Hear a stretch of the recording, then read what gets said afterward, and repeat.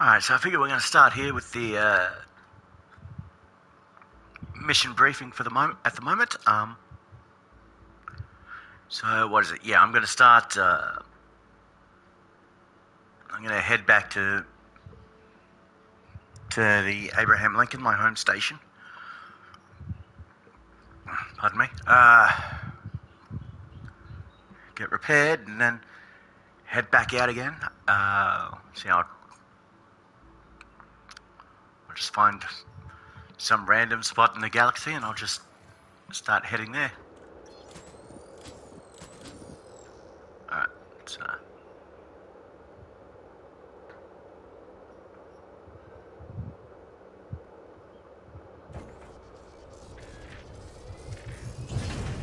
Landing gear retracted.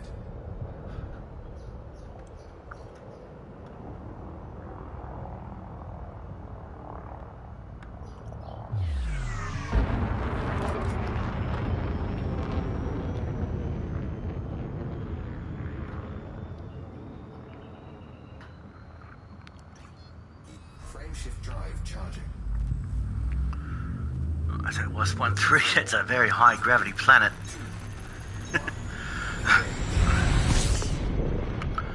Alright, so like I said, mission briefing. I'm going to be heading back to my home station to get repaired. I think that's a good thing is I'm not that far away from...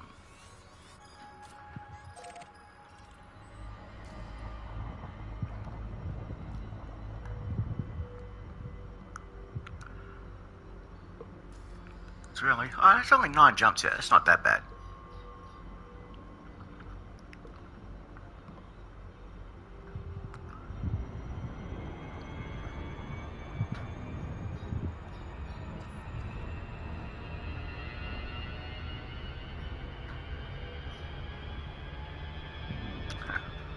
I said I'm up this short of, you know, leaving certain planets.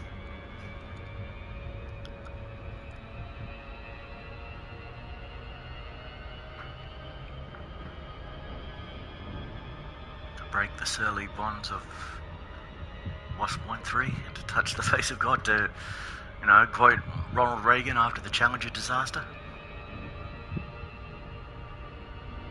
There we go.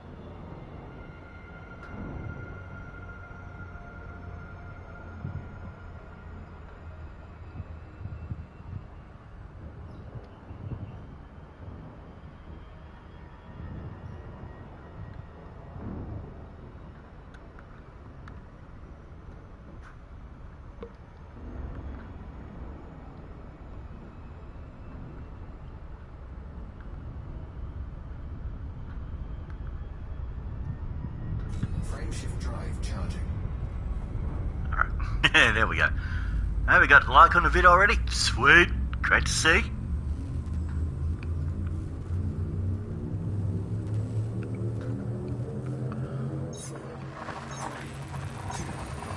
So, like I said, I'm heading back to, actually heading back to my home station to get repaired. Look at that, I'm at 42% integrity.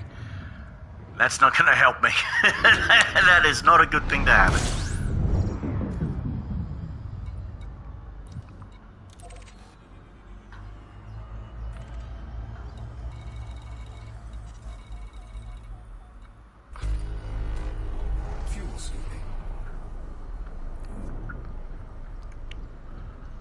Yeah, we don't have to keep refueling all the way back home, so... 8 jumps, so that's good.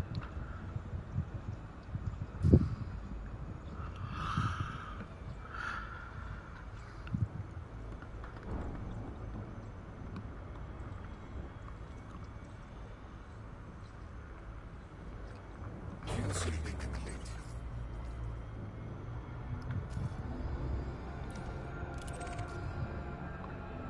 Timing. Shift drive charging.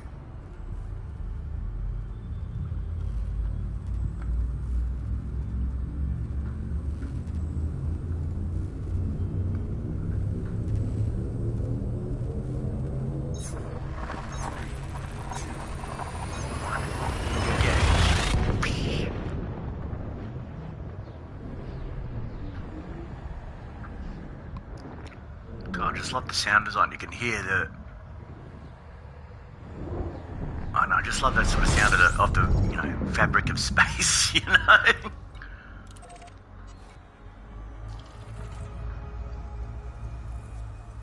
Alright. Fuel sweeping. Good on that one.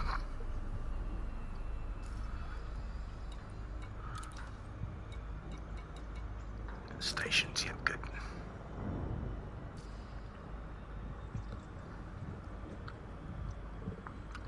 Get back to Seoul.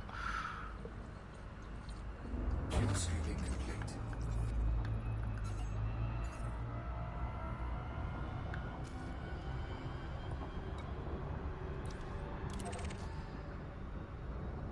Frame shift drive charging.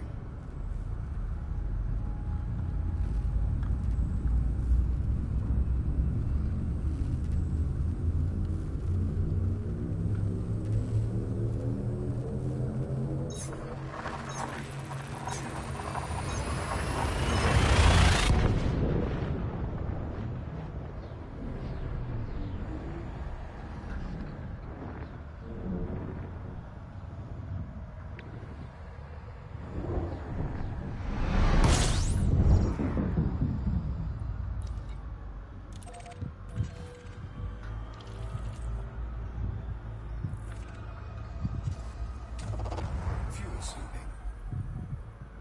System scan complete.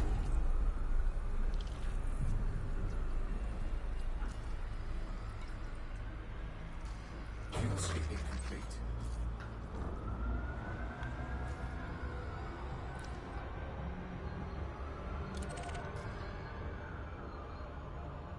Frame shift drive charging.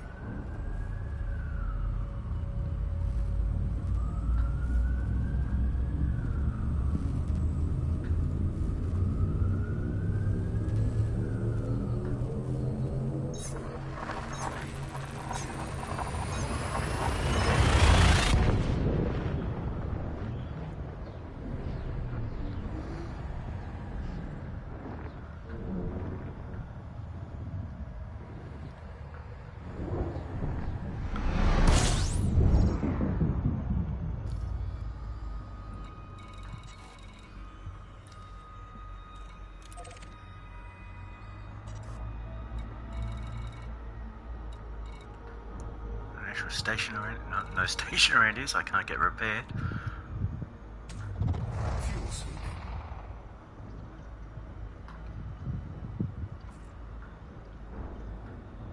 I got a kill back and I got eagles. Alright.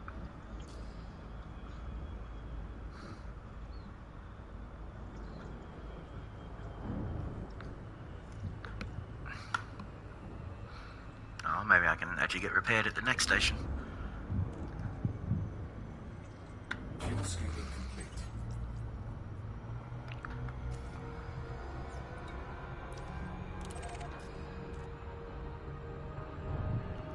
Frame shift drive charging.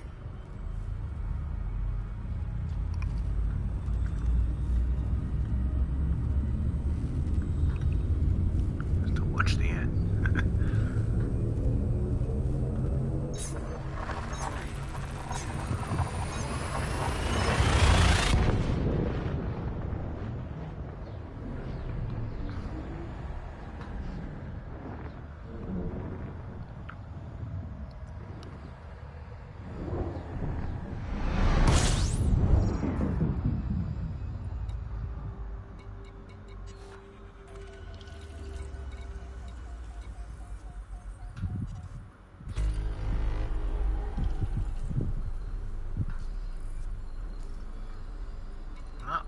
Can't do anything here. Alright. Refuel again. Fuel sweeping.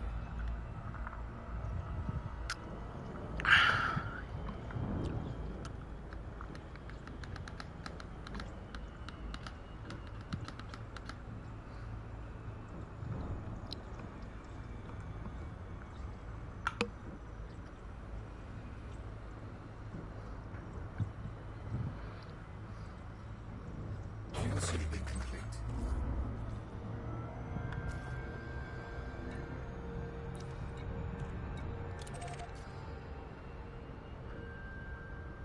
Frameshift drive charging.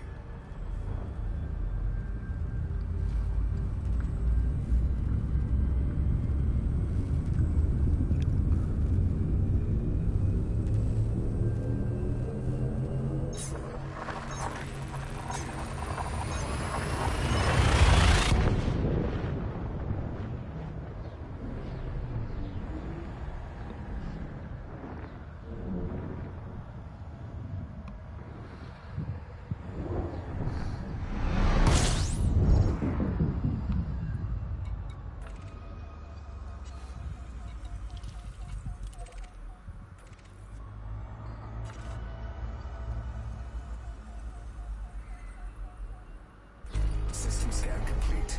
Fuel sweeping.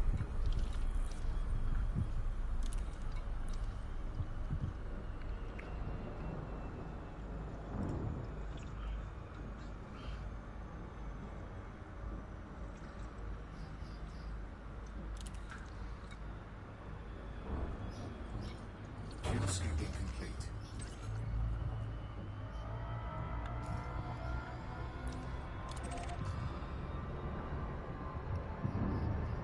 Frameshift drive charging.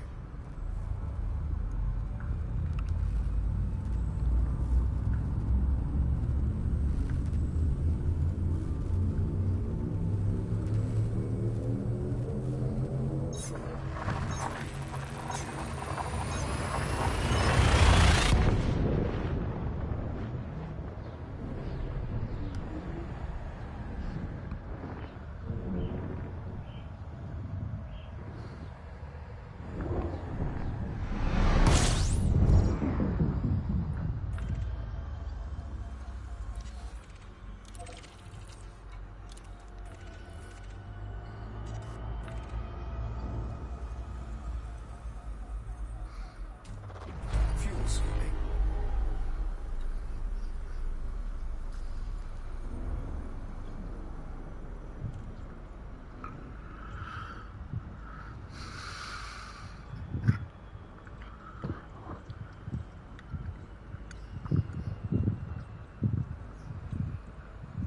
Fuel sweeping complete.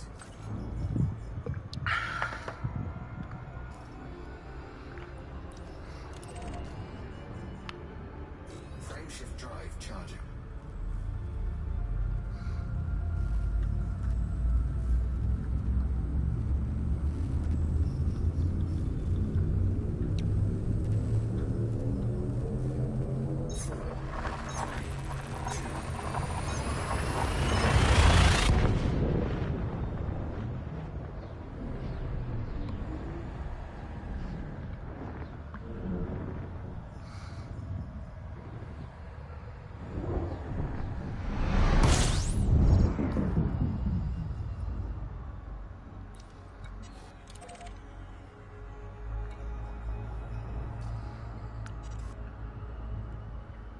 Alright.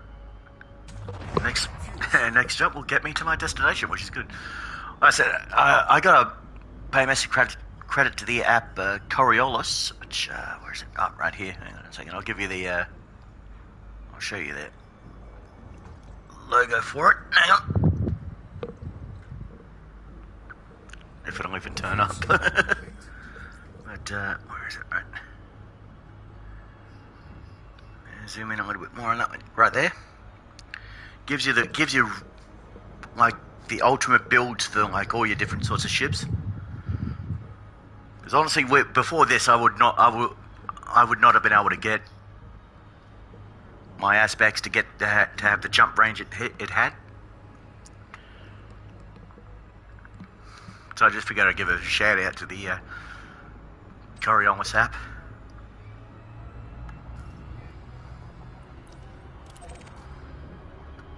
Frameshift drive charging.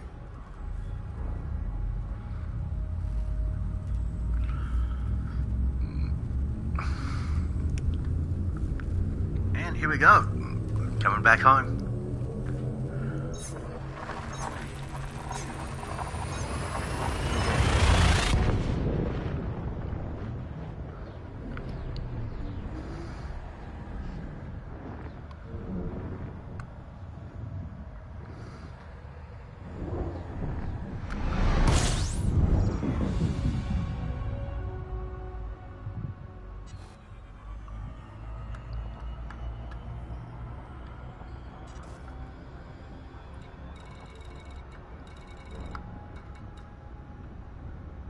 Require for Triton? Huh. Okay.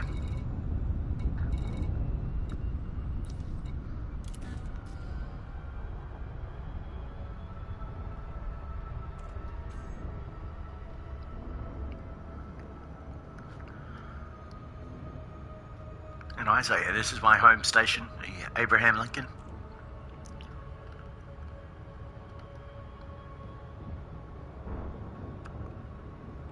I said, it's a beautiful station, actually. I'll give you a little... Well, I can't, because obviously I'm on console, so I can't actually step aside and walk around, but I'll just get the external cameras, and I'll show you.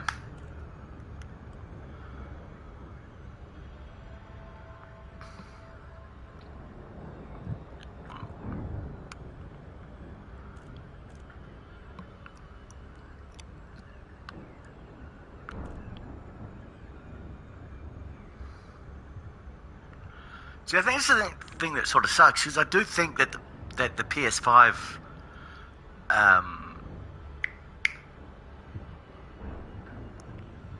like everything in the PS5 would be compatible with running Odyssey.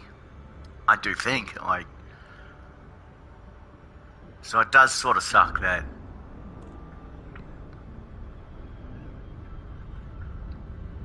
I mean, I'll never get to experience what it's like to actually walk around on a planet and to see all these little settlements right on the far reaches of the bubble and of space and in space. I mean, that sort of sucks, but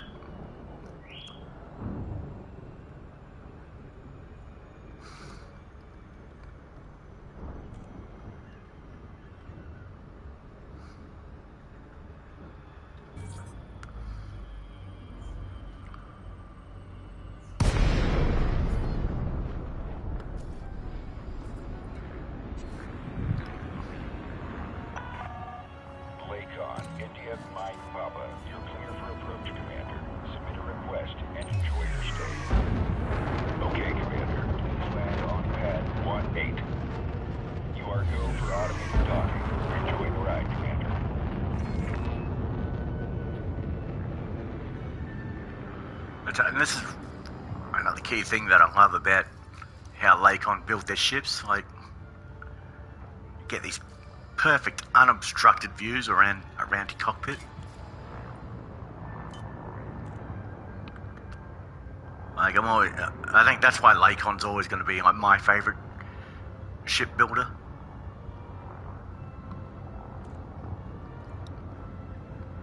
And my favorite ship manufacturer. It's just, I said, there's just something about the Lakon ship which is just beautiful.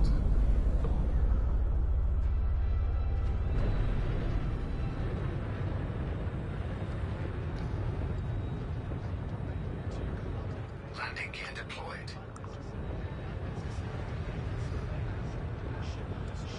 So I'll wait until I land and then I'll get the camera running around the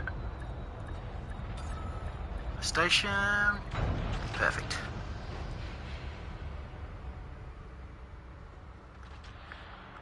Docking confirmed. You may disembark when ready. Station facilities are at your disposal, Commander.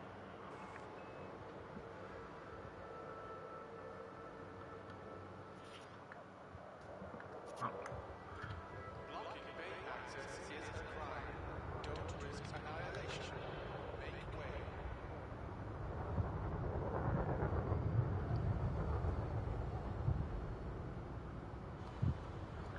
but that's just, carrying stuff around. Oh, hang on, we've got ourselves a good little ship over here.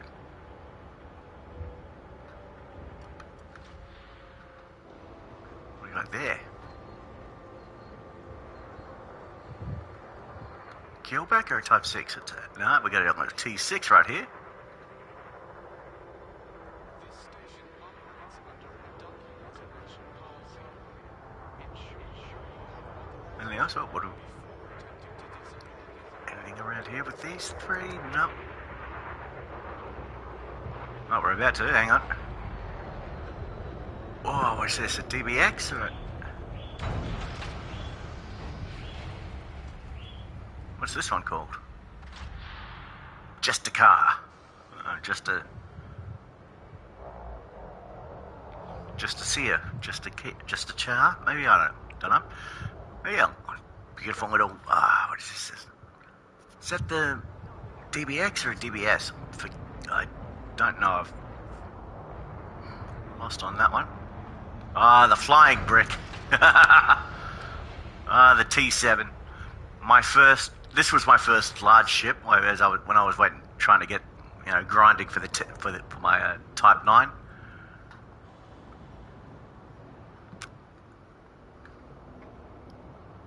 It's a very ungainly vehicle.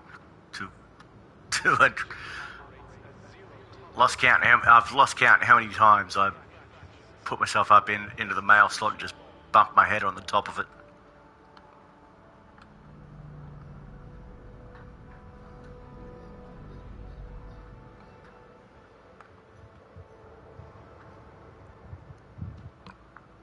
There we go. The old Type 7, the flying brick, as we call it. Oh, there he goes.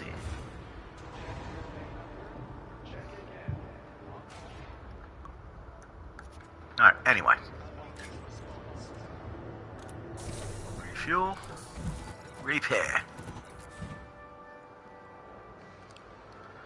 Not much, man. I was just doing a tour of the station. Just seeing all the different kinds of ships that we got flying in around here. What have we got here? Oh, there you go. There's the T7, mate. Around. Oh, here we go. There's my aspects. All right, this game is one of my favourite games, actually. It's called Elite Dangerous.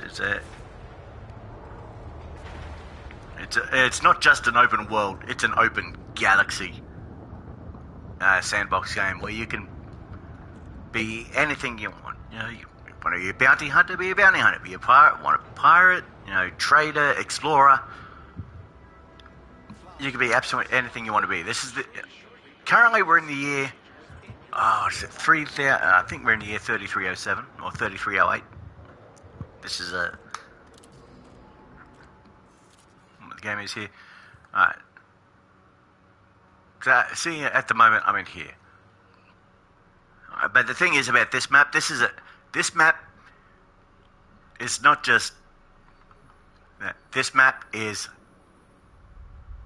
this size. And this is a complete one-to-one scale of the Milky Way. So,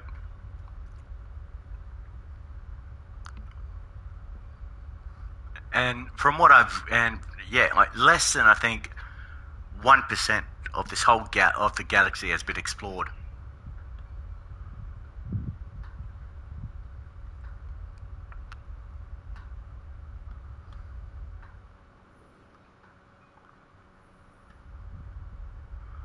Man, this is just a giant map. You can be anything you want to be in this game.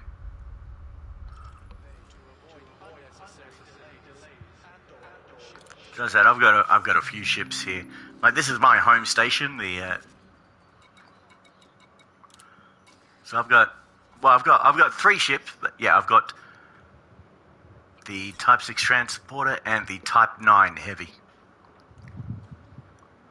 Like, both of these are, obviously transport ships. This one will let me stop at outposts, which are sort of like very small sort of stations. Obviously, only with this one, I can only land at stations or settlements.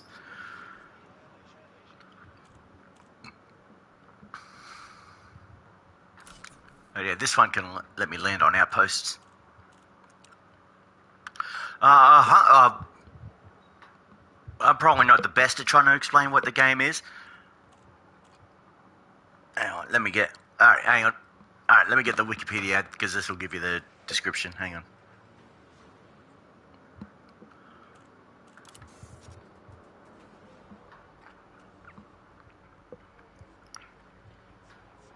The Elite Dangerous Wiki.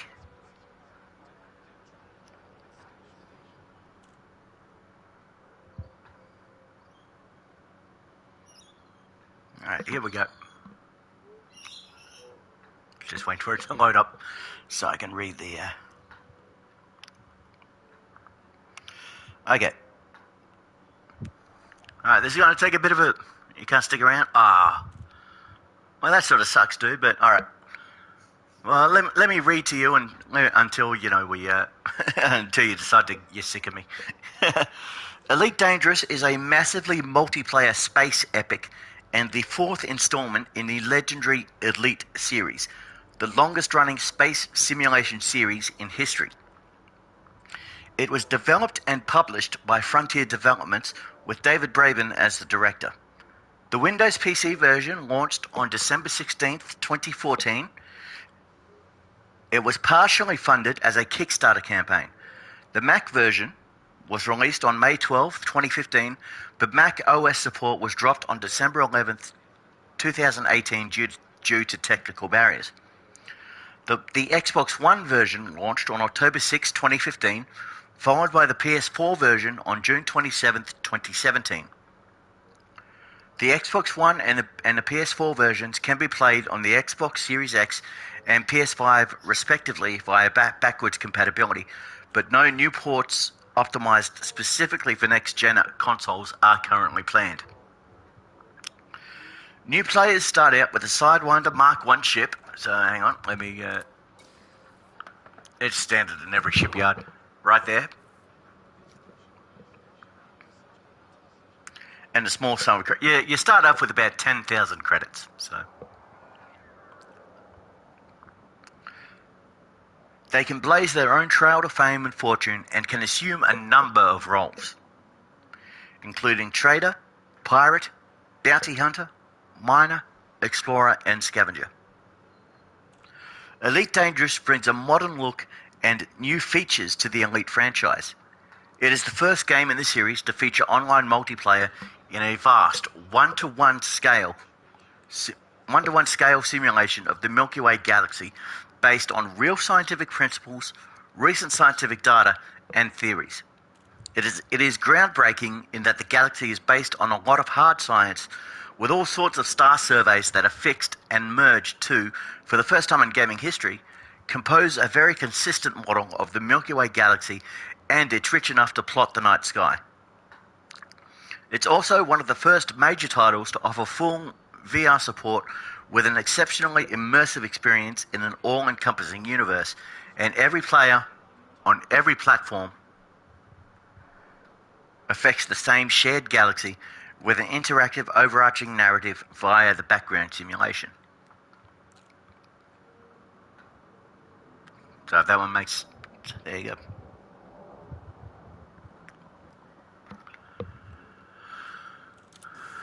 Alright, so I'm back. Alright, so yep, alright. Well, yeah, might as well just, sell what I got. I'll get $1 million out of that one.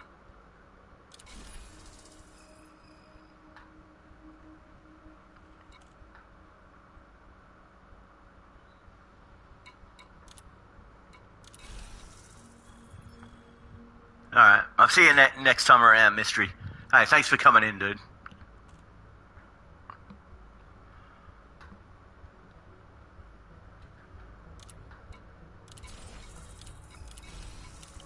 Alright, a little bit of a bug there.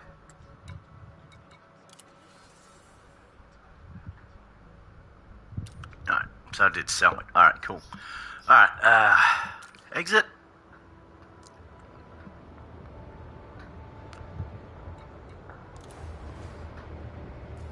Alright. Let's go. Alright, let's see if we can find somewhere. Let's it's back around here. Landing gear retracted.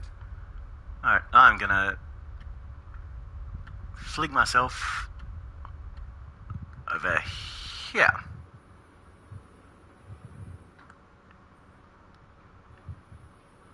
Nope, no stars are in there. Maybe. Here we go. That's 16,000 light years away.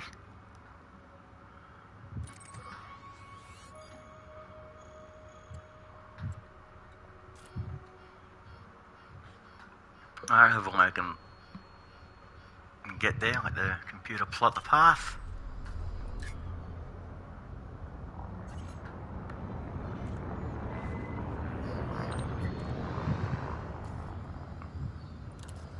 Let's go back to the map.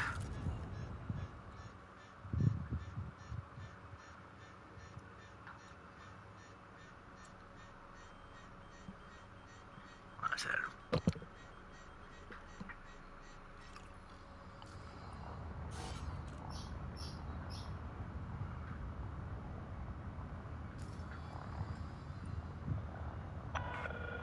All clear. Hope to see you again, Commander.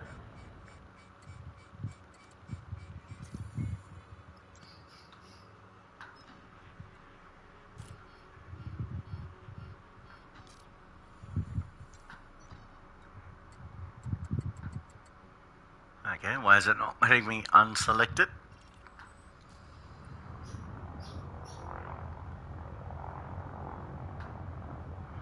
I said I wish I could, use the FSD to jump that far. Alright, let's just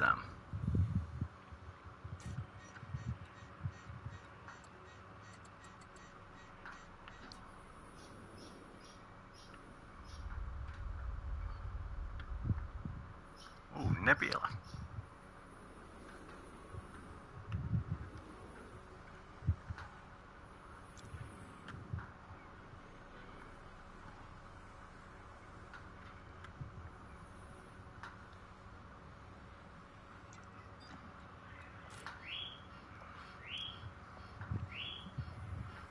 So I'm about 9,000 light years away. Yeah, only 9,000 light years.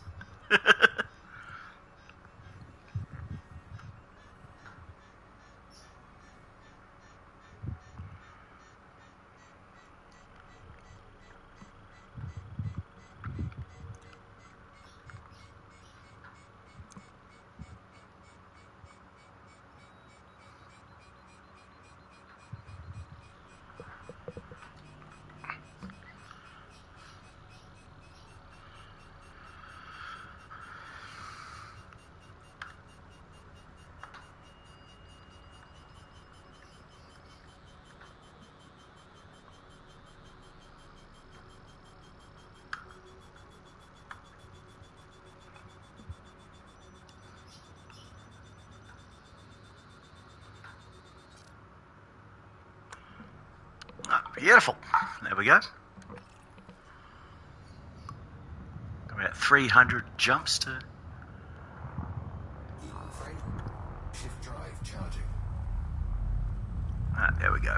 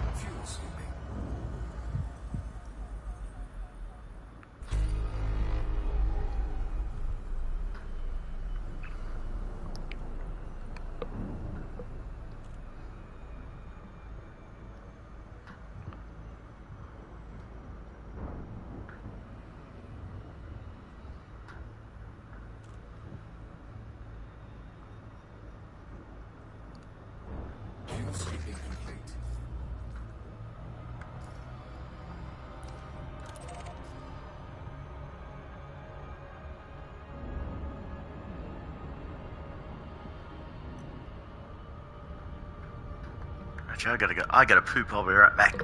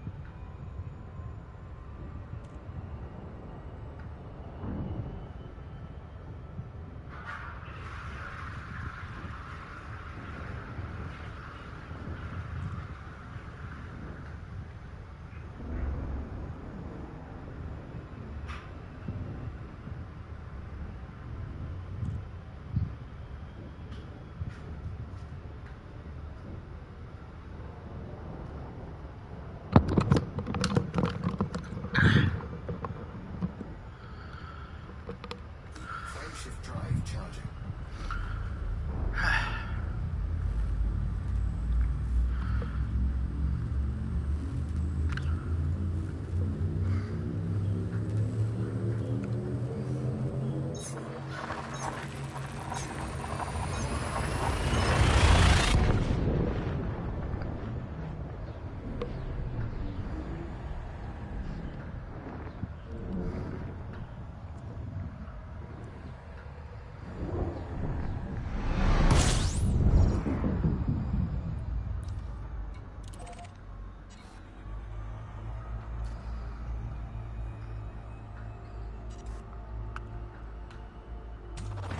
Fuel scooping.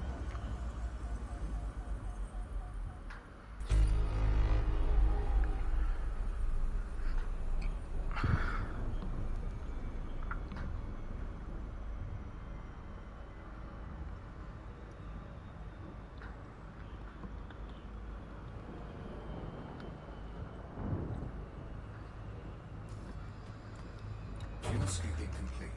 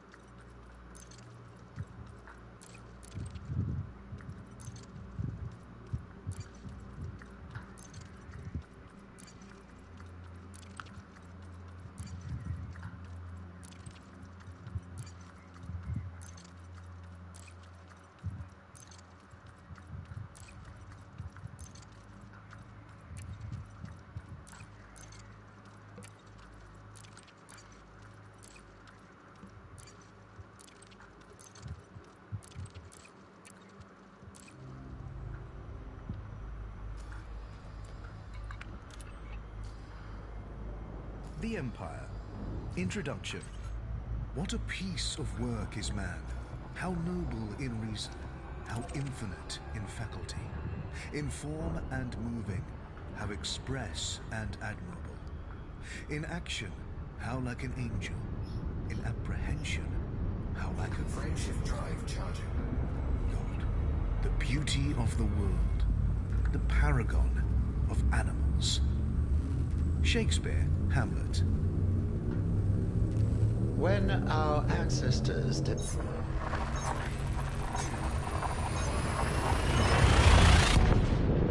Earth, they asked themselves, which of our achievements represents the best of humanity, that we may bring it with us to illumine the darkness?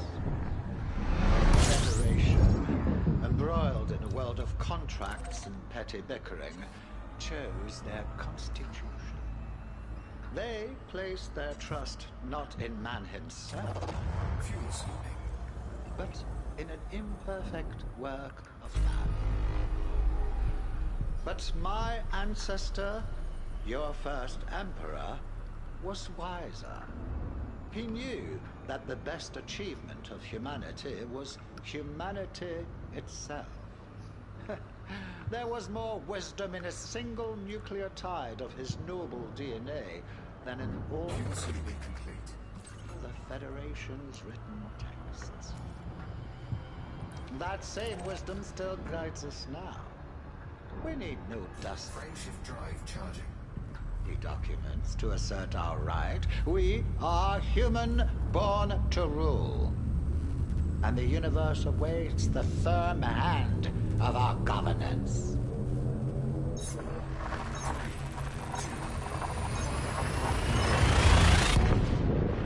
Emperor Trascan Duval II. Undelivered draft speech written immediately before his sudden and unexplained death.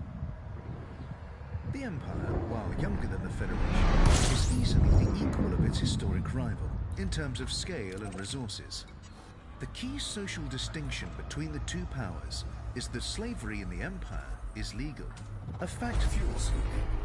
that has remained a source of controversy since its inception, both within the Empire and without. Some observers have pointed out, however, that conditions for those at the lowest levels of federal society are far worse than those experienced by imperial slaves. The popular image of the Empire is one of opulence, Fuel scooping complete.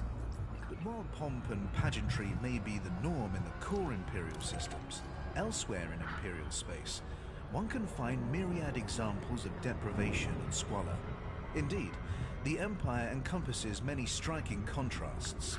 Sophisticated technology exists alongside an ancient Roman system of government, and the affluence of the core worlds Frameshift drive charging.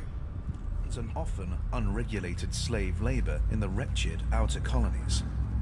Ruthless industrial efficiency and low taxation has made the Empire rich and mighty. The hierarchy of imperial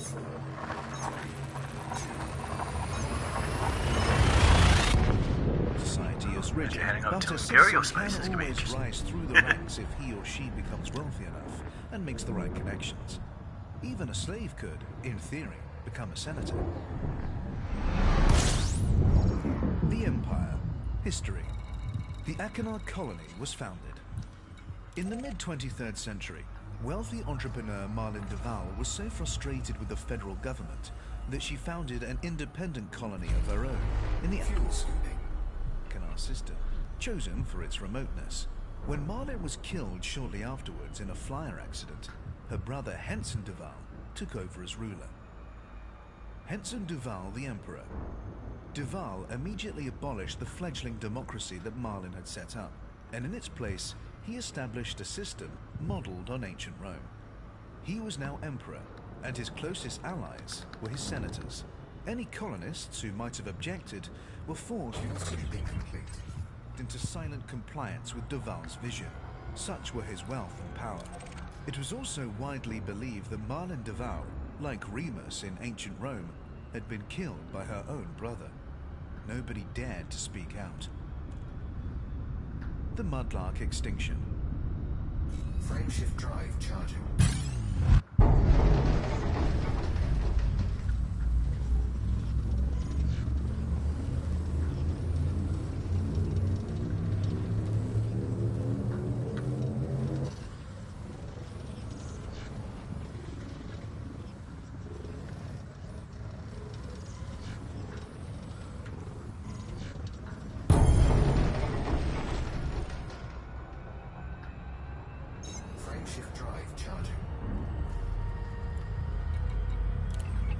colonists were aware that the planet they had settled, Achenar 6D, had indigenous life. But at first, it wasn't appreciated that this included a sentient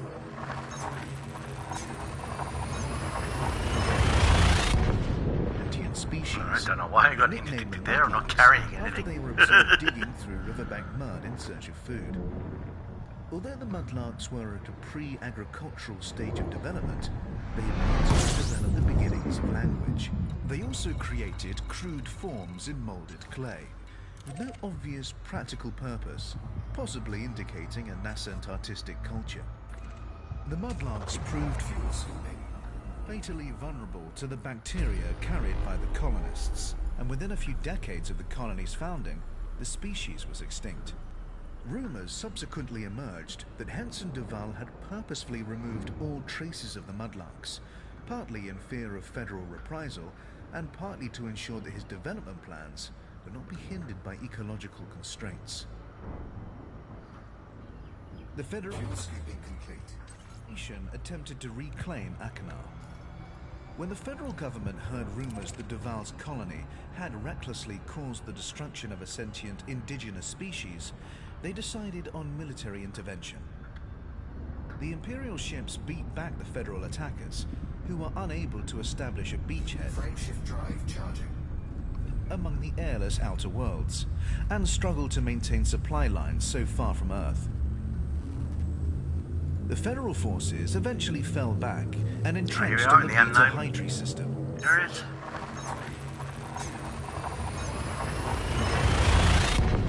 Skirmishes with Imperial ships continued for the next 50 years, but these were unable to prevent Duval from expanding the Empire to many other worlds. The Age of Expansion. After hostilities with the Federation ceased, the Empire entered a century of growth, annexing many new systems and persuading others to join. It spent the following 2 centuries consolidating its new territory, appointing colonial administrators from among the noble houses of Achenar. The Empire. Society. An ancient Roman model. The Empire works on a clean system. Society is divided into tiers: Emperor, senators, patrons, clients, and then citizens, with slaves below these. Groups of patrons pledge their support to a given senator, offering military service, tax revenue, and the right to wield the patrons' votes in the Senate on their behalf. In return, the patrons are granted a measure of protection and material security, as well as having their interests represented in the Imperial Senate. Senators are responsible for deciding tax rates and welfare systems for their patrons, meaning that the lower a given senator's tax rates, the more patrons he is likely to attract. This is far from being a patron's only concern, however. Loyalty over time, ideological compatibility, family connections, and discreet private deals can all play a part in deciding which senator to back. The system extends downward through the tiers in a similar fashion, with clients pledging themselves to given patrons, and citizens pledging themselves to given clients. The votes held by the patrons actually comprise the total votes of all the clients pledged to them. Similarly, the votes held by those clients comprise the total votes of their pledged citizens. Patrons are therefore capable of investing variable degrees of power in their chosen senators, with the result that some senators are more powerful than others. Senators are responsible for those below them, meaning that everyone has a form of social security. Surface scanned by 50%. At least in theory. Indeed, many senators take pride in the security they offer their citizens. Some have even been known to drain material wealth from small independent worlds and pump it back into the capital economy, allowing them to reduce citizens' taxes and giving their own popularity a considerable boost. Patrons are free to withdraw their patronage from their chosen senator, placing the onus on the senator to represent them satisfactorily or face a loss of voting power. Rigid stratification. The division between social classes is formal, unambiguous, and strict. But there is a clear path to advancement. A person can pay a fee and petition for admittance to the rank above. In this way, slaves can become citizens too. The law is not the same for all. Senators have a responsibility to enforce the law, and they must obey the emperor's decree, but are otherwise above the law. A senator can even carry out executions personally, with little, if any, fear of consequence. Surface scan complete. The Empire. Military. The Imperial Navy. Maintaining a modernized navy has always been a top priority for the Empire. The ever-present threat posed by the Federation has driven previous emperors to empty the coffers again and again, for fear of being outstripped in the arms race. More recently, funding has come from wealthy individual senators, many of whom are all too eager to gain influence within the Navy. Indeed, it has been claimed that devastating planetary mining has been carried out in order to further this cause. The Facisi system is arguably the most significant Imperial naval base. Many officers are housed on the world of Topaz, while Peter's Wreck is home to the training centers. As well as the battle fleets, the Imperial Navy maintains a subdivision dedicated to exploring the fringes of known space. The Emperor's Own. Genetic engineering is not officially tolerated in the Empire, but it does sometimes take place. One notable example is the Emperor's Own, a group of genetically engineered super soldiers deployed during the shock invasion of Mansfield Colony in the Leadler system in 2959. They proved brutally efficient, overrunning the Federal defenses in a mere 2 hours and inflicting a rare defeat upon a Federal Gurkha regiment. The Empire. Culture and genetic modification is frowned upon, but a degree of genetic correction is known to take place. Originates with the first emperor, Henson de Val. While he did not claim to be literally descended from the gods, in the manner of Roman emperors of old, he declared that his own image was the paradigm to which others Surface scanned by 50%. ought to aspire. Households across the empire were required to display a statue or bust of the emperor in a place of honor. Imperial citizens are therefore expected to shun habits that corrupt or defile the human body, such as excessive indulgence in narcotics. The ownership of slaves, by contrast, is tolerated in the same way that the ownership of any beautiful work of art is tolerated. Mistreatment of slaves is thus akin to vandalism. Keeping one's own body in peak condition and adorning it with jewels and expensive clothes is not vanity, but Surface scan complete. duty. And owning well-treated slaves is also considered a sign of good character. The Emperor's word is supreme. The Emperor's successor is decided by the Senate, although the de Val dynasty has such a strong power base that the imperial throne has only ever been occupied by members of that bloodline. For generations, genetic selection ensured that the Emperor's heir would be male, and the current ruler, Arissa Lavinie de Val, is the first woman to hold the throne. Marlene de Val is sometimes described as the Empire's first female ruler, but this is incorrect. The colony she founded was a democracy. Honor is everything. The value placed on honor is a constant throughout all tiers of imperial society. Honor can be lost through various means, including leaving debts unpaid, failing to respect a superior or provide for a dependent, breaking a solemn vow, conducting combat with cowardly weapons such as nerve gas, and defiling one's own body. Slavery is acceptable, but slaves must be well treated. In the Empire, it is not uncommon for the poor and disenfranchised to sign up for a period of military service in exchange for a small sum of money. A similar logic applies to imperial slavery, to the extent that someone might sell themselves into slavery to clear a debt and restore their honor. Selling oneself into slavery is a straightforward legal process and results in a guaranteed sum of money for one's family, so it is a popular option for the desperate. In practice, however, many find that it takes much longer than expected to clear their debts. People are also forced into slavery against their will. Sometimes a senator will sentence a person of lower rank to be stripped of citizenship and designated as a slave. but it is more common to impose a fine of such magnitude that the citizen has no recourse but to sell his or herself into slavery. Slaves may also be taken prisoner following a conflict, abducted from their home, or even captured in a hijacking. While trading slaves is lawful everywhere in the Empire, except on Emerald, taking new slaves outside of wartime is illegal, without the blessing of a senator. The Empire. Diplomatic relations. The Federation.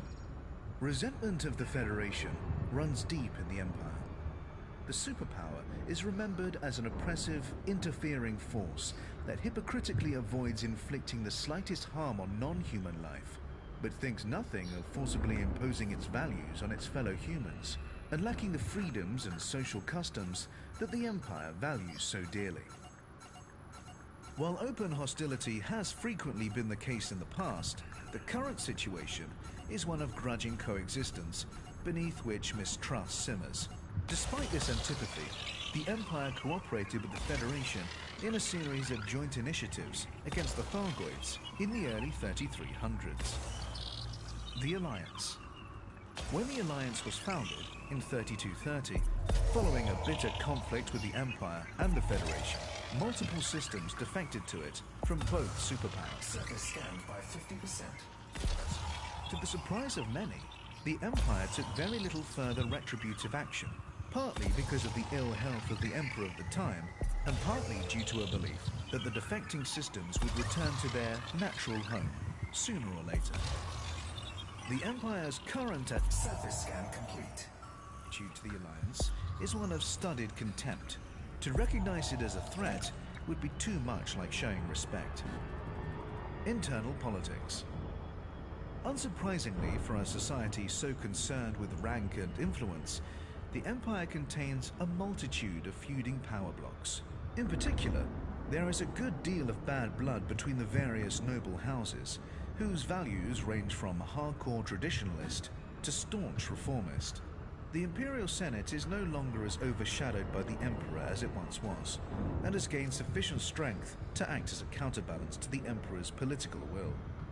The individual character of the Emperor still determines the Empire's overall direction, however, and the suggestion that the Empire should evolve out of its old ways has proven deeply divisive. The Federation. Introduction.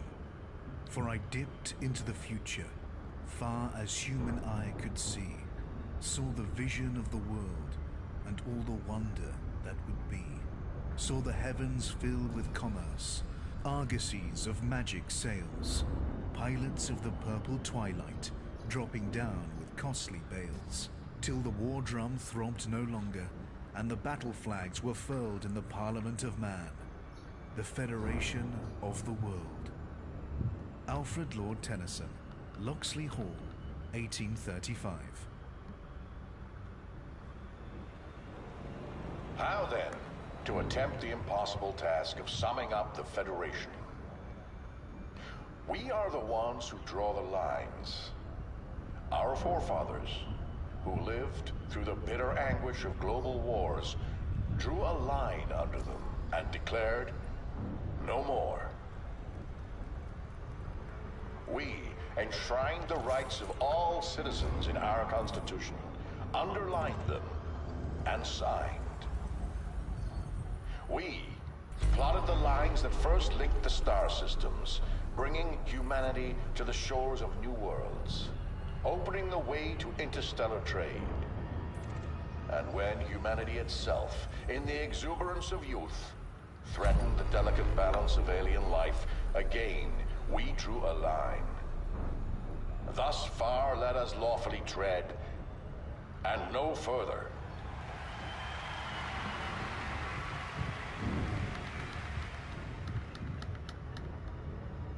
Isaac Gellin, Federation President. Inaugural speech, 2862. The Federation is the oldest of the galaxy's three superpowers, a vast geopolitical entity reaching out from the core system of Sol and encompassing a broad socio-economic spectrum. Among the myriad federal star systems, one can find extraordinary wealth, crushing poverty, and everything in between. By contrast with the Empire, which offers a social safety net in the form of state-sanctioned slavery, the poorest members of federal society have no safeguards and no way out. For them, life on the graffiti-stained streets is inescapable, and the gulf between their lives and those of the super-rich could not be more insurmountable.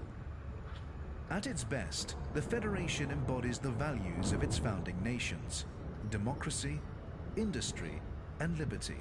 But federal society can also be competitive and unforgiving.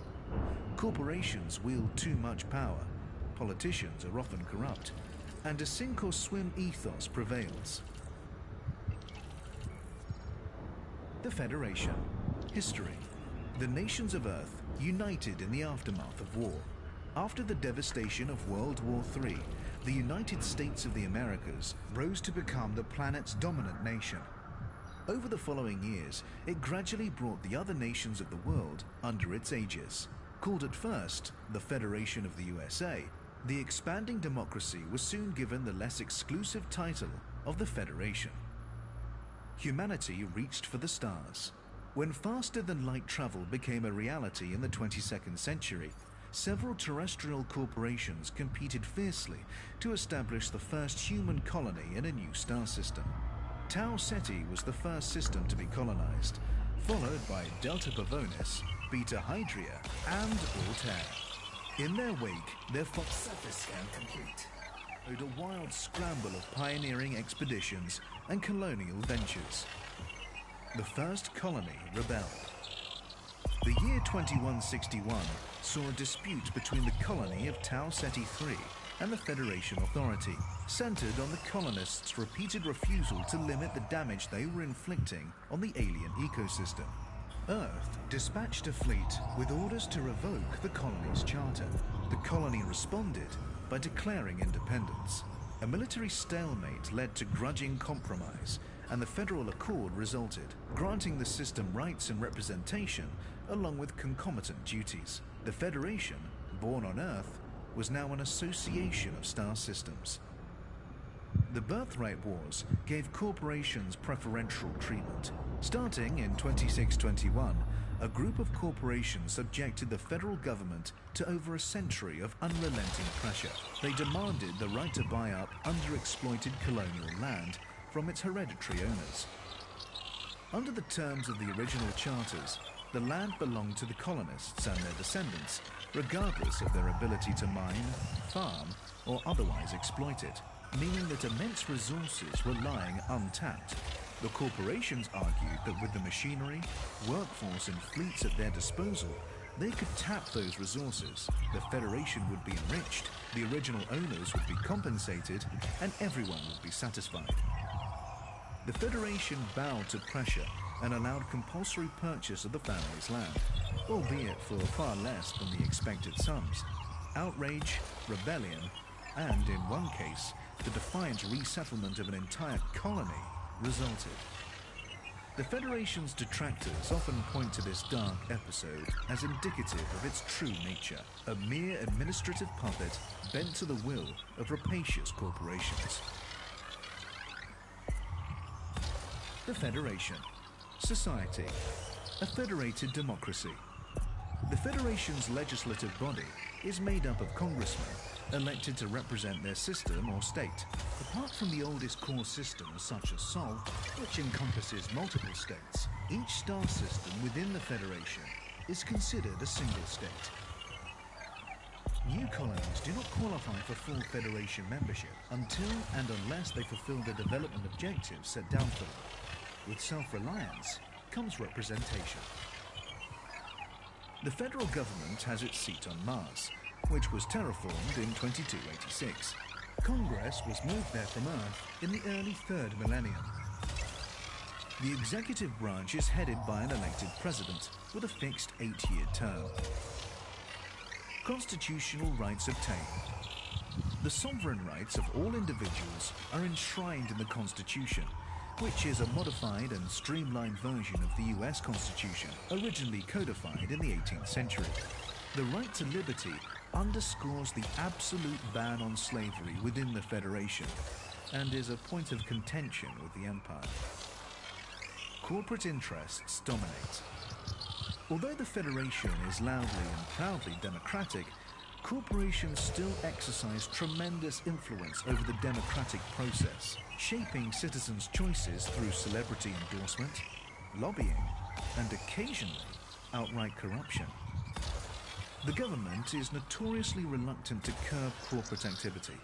The typical question in Congress is not whether a given policy will favor corporate interests, but which ones it will Surface scanned by 50%. favor. Competition between corporations for Congress support can lead to a deadlock in a government. The Federation. Military. The Federal Navy. The Federation has maintained a battle fleet since the days of the first federal colony, which was established in the Tau Ceti system. Its official mandate is to protect shipping and defend the borders of federal space. But it has also frequently been deployed against the Federation's own rebellious citizens. At first, the Federation's member systems were required to contribute the required ships, making the mustering process a cumbersome one. But following the Birthright Wars, corporations were chartered to produce centralized fleets, which made for a far more efficient system. The naval shipyards and training academy were originally based in the Anlave system, but the academy has since been moved to the custom world of Navy Central in Eta Cassiopeia.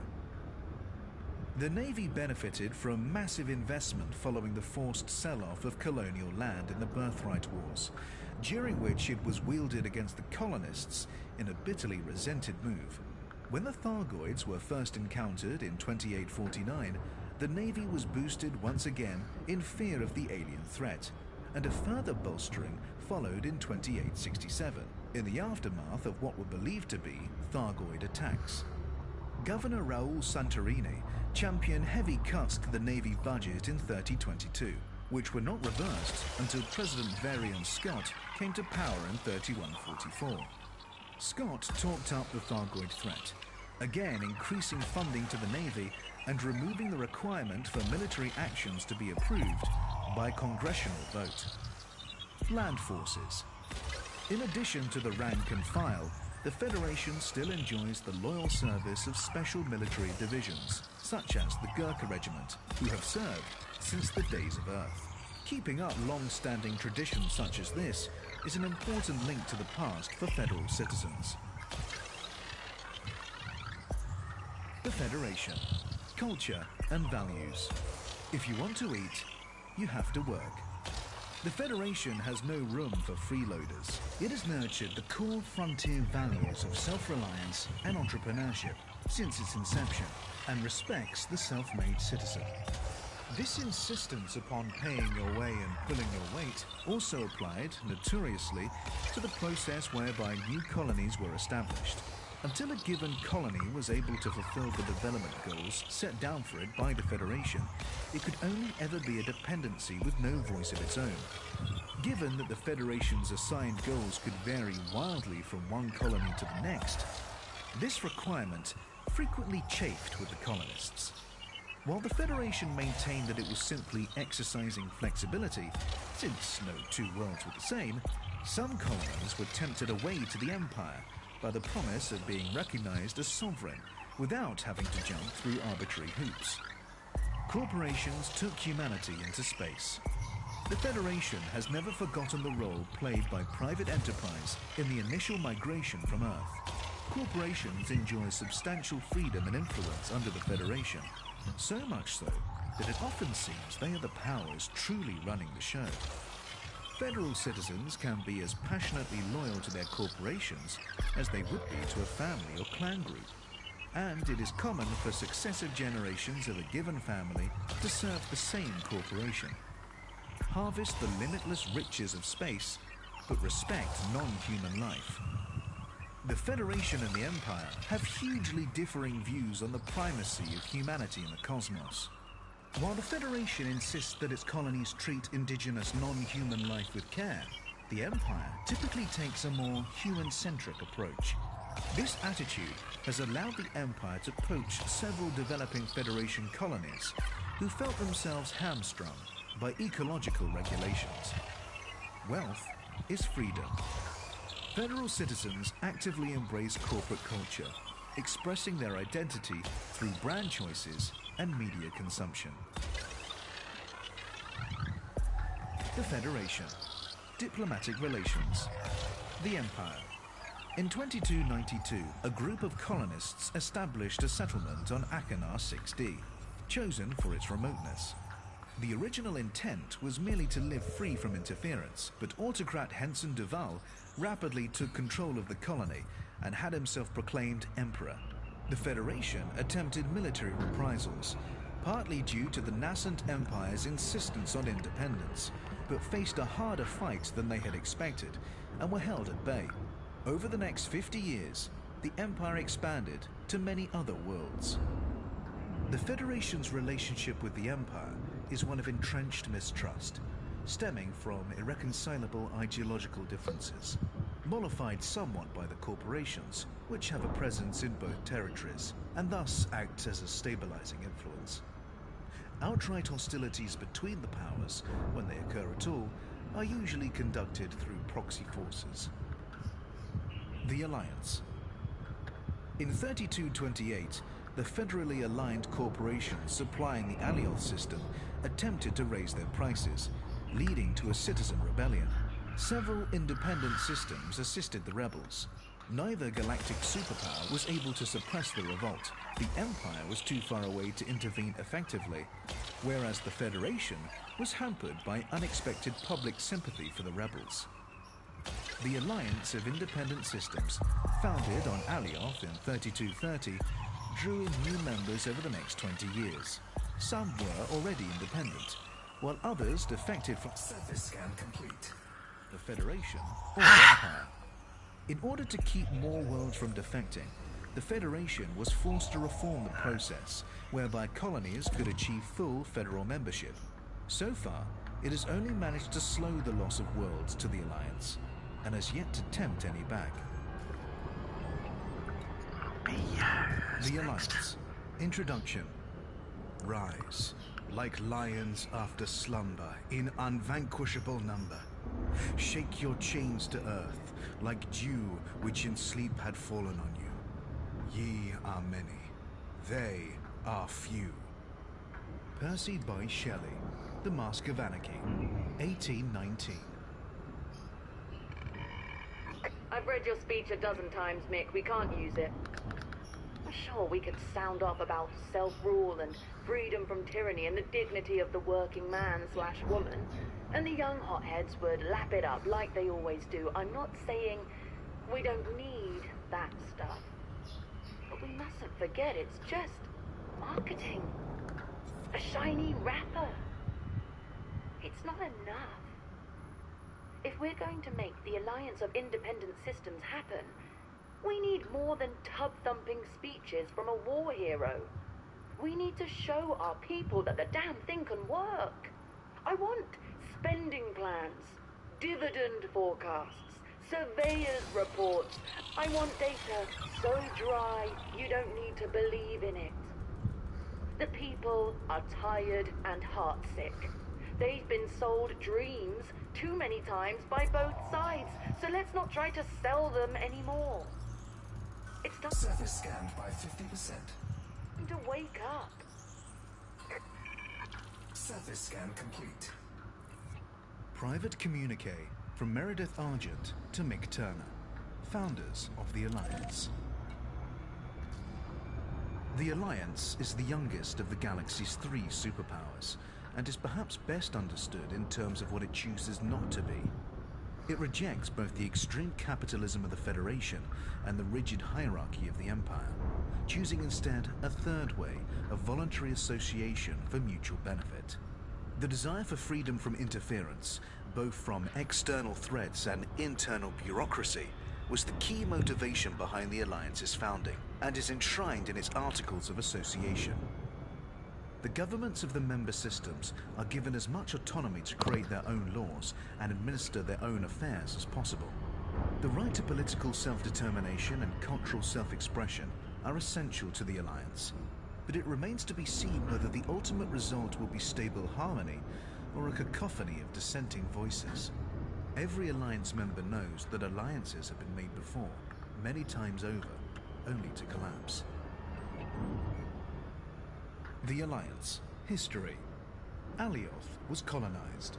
The crucible in which the Alliance was forged was Alioth, a system so rich in gas and mineral resources that early surveyors considered it a stellar El Dorado. When the Federation established its first colony on Alioth 5b in 2452, they gave the planet the less grandiose name of Fruitcake, as mineral deposits lay in the loamy soils as abundantly as raisins in cake. Later, commentators would reflect, bitterly, that the world was well named because everyone wanted a piece. A conflict over mining rights drew in the superpowers. Alioth's prosperity soon attracted corporations eager to support the developing system in exchange for a share of the profits. A dispute over rights quickly escalated into an armed conflict, prompting the Empire to dispatch a military force, ostensibly for Surface scanned by 50%. colonists' protection. What up, The MC? Federation also sent ships. Ah, come but on. theirs were a response to the corporation's plea for aid. Unable to directly engage the Federal ships without sparking a war, the Surface scan complete. Oh, damn. covertly 49 encouraged the geological Alioth signals. Hell yeah. colonists to renounce the Federation and accept Imperial protection, thus freeing the Empire to engage with the occupying Federal forces in sympathy with the will of the people. This marked the first of many incidents in which the people of That's it, I'm Alioth just, were used to advance the agenda Being of another an power. explorer today, Federation-sponsored insurrection. cruising my way around the In galaxy. 2530, the Federation set out to undermine Imperial control of Alioth by exploiting local resentment of the governor. They covertly supported acts of protest and petty vandalism. Then, when the inevitable Imperial crackdown followed, stoked the fires of social unrest. A terrorist movement called the Cakers emerged. Hey, Pinky, and I'm doing all right, my friend. escalated. Ah, it's The good to be. years that followed It's good to saw see a you again. protracted and degrading series of proxy wars and Ah, cynical as you can- propaganda as you can see, I'm campaigns just, as the federal, imperial, Having a and fun time. corporate I'm having a powers great time all just, contended you know, for Alioth. exploring The system made an the Milky abortive Way attempt galaxy. to establish its independence in 2617, resulting in a short-lived cooperation between the Empire and the Federation, neither of which were willing to allow this. So I said I got. The Revolution. In the early 4th millennium, both the Federation and the Empire had a presence in the Alioth system.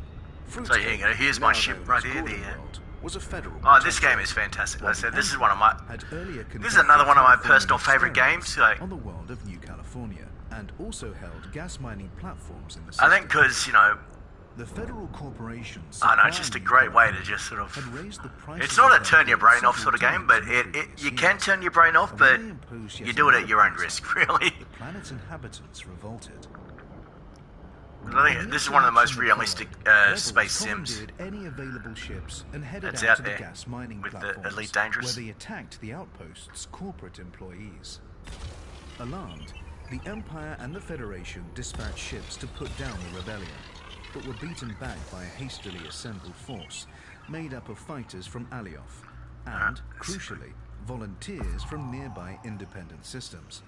Neither the Empire nor the Federation were able to gain a foothold, and eventually both forces had to. Surface scanned by 50%. The Surface scan complete. And I got the efficiency faced target. too many Whew. logistical problems fighting so far from home, while the Federation's efforts were undermined by public sympathy for the rebels. An alliance was And broken. then over to E. The victory in Alioth had proven that independent systems. My working day or together night, could my hold day's their going own great. against Like I said, the it's superpowers. what, 9 o'clock in They the morning. faulted pilot Mick Turner and scientist Meredith Argent to ride the wave of public spirit and propose a permanent alliance, under whose aegis independent I said, I love systems this could game, enjoy you know, just to freedom from be an imperial explorer going and out there in federal the, interference. you know, in The that alliance was founded in inky 3230, blackness of space. and in the next 2 decades, it expanded its here's membership next to more than 20 final systems. one on this particular Some little defecting from the Federation planetary and the system there. Empire, We got that big gas others giant pledged planet with all these independence. moons. The Alliance. Society. Many worlds, few rules, no overlords. The Alliance's Articles of Membership are designed to unite the That's member what I said, systems with this strong, one, you know, straightforward bonds that allow as much self-determination as possible. Membership guarantees but some of these mutual planets are prosperity just through guaranteed amazing free to trade land on. and Like, security through the Alliance Defense Force. as you can see there, while leaving that's not much of the actual business of government shape to of the individual planet. members. The Alliance Assembly That just means that acts I've as a actually mapped it central already arbitration before we committee, mapped it. helping to settle disputes between member systems. It also oversees formal arrangements between members, such as treaties, research goals, and mutually agreed policies. As no one system can be allowed to carry more weight than another, the Assembly frequently finds itself bogged down in endless back and forth negotiations. Getting them to agree on anything is a task often compared to herding linglangs, notoriously ill-tempered carnivores from the Achenar system. A body of civil servants who remain uninvolved in politics handle most of the day-to-day administrative One work takes 4 that probes enables as the well. Alliance to function. Conditional autonomy for member systems. Alliance members are required to subscribe to and uphold a code of human rights, and to have a democratically elected government. Citizens of any member state have a right of freedom of movement and residence within any other member Let's state. keep an eye out, see if we got this one Furthermore, all all member sorted. systems are obliged to give immediate military assistance to any fellow member when necessary. The Alliance. Surface scanned by 50%. Military. Yeah, it's got that done perfectly as well. The Alliance Defense Force. I'm While happy with each that. Alliance Alright, member any system maintains its own any navy, good geological all signals here members that are required we to can commit use? ships No? and crew to the Alliance Defense Force. This rapid and I ain't response backed group it. usually remains within Alliance space, and its tasks vary from providing a beleaguered system with military assistance to evacuating settlements hit by natural disaster. A 6-member Council of Admirals oversees the Alliance Defense Force. It is accountable to the Assembly, but does not require its approval before taking action. This freedom of decision-making prevents well, that's urgent the next military one we got action going on being here. delayed by tedious debate. The Alliance. Culture and values. Cooperation, mutual aid, tolerance, and respect. The values that bind the Alliance systems also hold true on an interpersonal level. Just as the different worlds of the Alliance formally recognize one another's legitimacy and value, individuals are generally reluctant to show prejudice against others, and will band together to help those in genuine need. Diversity is strength. Members of the Alliance are not obliged to conform to what they consider the corporate saturation of federal culture, or the status-obsessed posturing of the Imperials. Individual systems are encouraged to preserve and celebrate their own cultural identities. This approach results in a rich variety of artistic, literary, and dramatic output. Free to speak, free to protest. One curious cultural constant across the Alliance member systems is the way the citizens indulge their freedom to complain. They can criticize their governments without fear of repression, and they frequently do so. Previous experience of exploitation has left many citizens cynical, but possessed of a certain mordant humor and a willingness to take life as it comes. The Alliance. Diplomatic relations. The Federation. Alliance attitudes to the Federation vary sharply, depending on whether one is asking about the Federation's government or its citizenry. The government is seen as a hidebound relic, unable to arrest its slow decline into decadence, but the general populace are much more compassionately viewed. An Alliance citizen, proud of his or her own emancipation, is likely to have a rather condescending view of a federal citizen. They are 6 probes characterized on this as one. ignorant dupes, kept satiated by mass-market entertainment and branded consumer goods. This is not seen as their fault, however. On the contrary, it is widely held that the Federation and the corporate barons deliberately keep the people in this servile state. The Alliance is more interested in enticing federal systems to join its union, thereby winning the moral war, than in exacting vengeance for the wrongs of the past. There has been too much violence already. The Empire. To the Alliance, the Empire is anathema. With its monolithic culture, veneration of opulence, Surface scanned by 50%. disdain for human rights and tolerance of slavery, it could not be further from the Alliance's values of mutual respect and freedom from exploitation. Yet, for all this, many Alliance members would rather deal with the Empire than the Federation. The common belief is that the Federation will always pretend to be something it is not. At least with the Empire, you know what you're dealing with. Most Surface scan complete. Alliance citizens Yeah, view the beautiful. emergence All right. of a progressive movement within the Empire with cynicism. Everyone knows that the Empire is incapable of changing its ways. The whole imperial Oh, yeah, social another model gas is giant by an the look of it. imitation of the past. But some in the Alliance, nevertheless, welcome the ascension of the first female emperor. The edifice may not be about to crumble, but such a profound change cannot be ignored. The Thargoids. Human Thargoid contact. The Thargoids are a non-human race with a history of hostility towards humanity. The first recorded encounter with a Thargoid ship took place in 2849, although earlier undocumented encounters are believed to have taken place. In the years that followed, contact with lone Thargoid vessels was intermittently reported. Humanity clashed with the Thargoids in the 32nd century, but details of the conflict remained scarce for many years, and it proved difficult to differentiate authentic accounts of Thargoid encounters from the sensationalist media stories of the time. The discovery of abandoned intergalactic naval reserve arm bases in 3303 did much to dispel the fog, however. The INRA, a joint federal imperial initiative established in 3193, was responsible for researching the Thargoids and developing technologies to counter their aggression. But the organization's lack of accountability meant that the details of its research did not come to light until years after its dissolution. Almost all of the reliable data concerning the Thargoids has been sourced from INRA facilities. This data, originally deemed highly confidential, was declassified in 3304, following a resolution from the federal government and an imperial decree. Some controversy over the backing and funding of the INRA remains, however. The Thargoids. Society. The INRA discovered that Thargoid society is organized into hives, with most Thargoids falling into three categories: queens, princesses, and drones. Queens function as reproducers, while drones serve to maintain a favorable environment for the rest of the hive. Thargoid hives can be vast, although it may be that some of the larger observed groups are in fact multiple, overlapping hives. Ultimately, little is known for sure.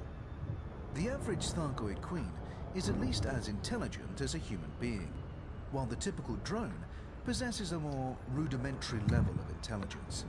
Existing evidence suggests that queens have extremely long lifespans, living for hundreds or even thousands of years. The variable size of queens' neurocraniums gas suggests giant with this might be an ammonia-based indicator life. of age.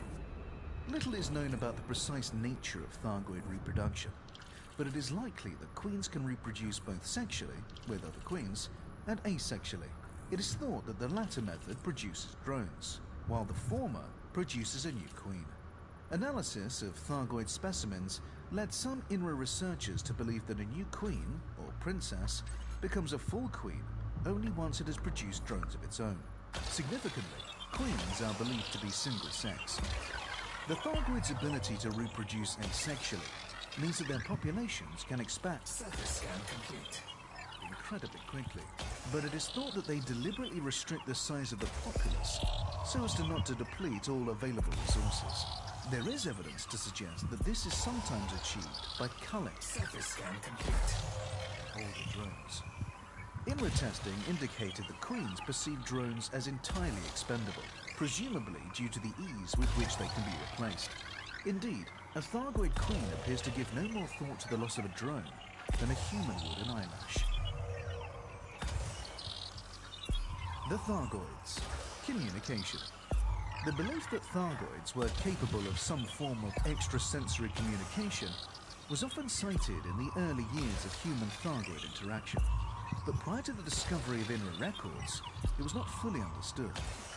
Professor Yuri Anslow of the INRA theorized that a Thargoid queen can communicate with the drones in its hive via a spread-spectrum electronic signal, and can use this signal to control the drones, and even to share their sensory input. Studies of battlefield footage certainly suggest some kind of near-instantaneous communication among Thargoids. And the Surface scanned by 50%. presence of low-level radio noise in areas occupied by Thargoids indicates that they do indeed communicate via short-range electronic signals. Professor Anslow went on to claim that a queen could effectively see and hear through its drones, but her contemporaries were skeptical, dismissing the assertion as baseless. Professor Ishmael Palin, one of the galaxy's foremost experts on the Thargoids, has even gone so far as to denounce Anslow as a glory hound. Thargoids have been known to make staccato clicking noises with their mouthparts when in the presence of humans, punctuated with occasional hisses and buzzes.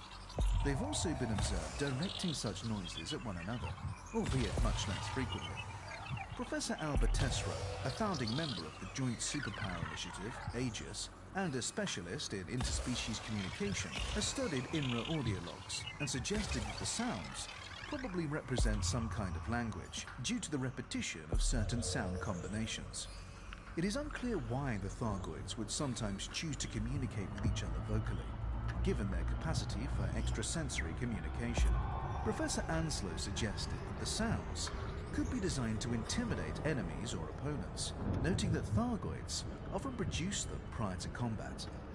Thargoid ships have been observed emitting a complex array of sounds, and in some cases subtly changing color. The exact meaning of these behaviors has not been determined, but they appear to correspond to different emotional states. What is not known is if these sounds are produced by the pilot and amplified by the ship, or emitted by the ship itself. If the sounds originate with the pilot, it would suggest some kind of physiological connection between pilot and vessel. Given the sophistication of Thargoid bioengineering, however, it is possible that the sounds come from the ship itself, and that Thargoid ships are able to feel and communicate to a limited degree. The hulls of Thargoid ships are typically emblazoned with one of several symbols, the meaning of which is unknown. Some have theorized that they could denote membership of a particular familial group, or possibly be an indicator of rank. The Thargoids. Physiology. Human understanding of Thargoid physiology is far from complete, but recovered INRA data has offered some insights into their nature.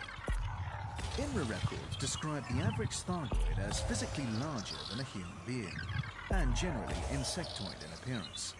Thargoid biology is carbon-based, using an RNA-like encoding for biological information, but Thargoid chemistry is based on ammonia rather than water. Consequently, while Thargoids can comfortably tolerate environments as cold as -80°C, they cannot withstand environments warmer than 45°C for long.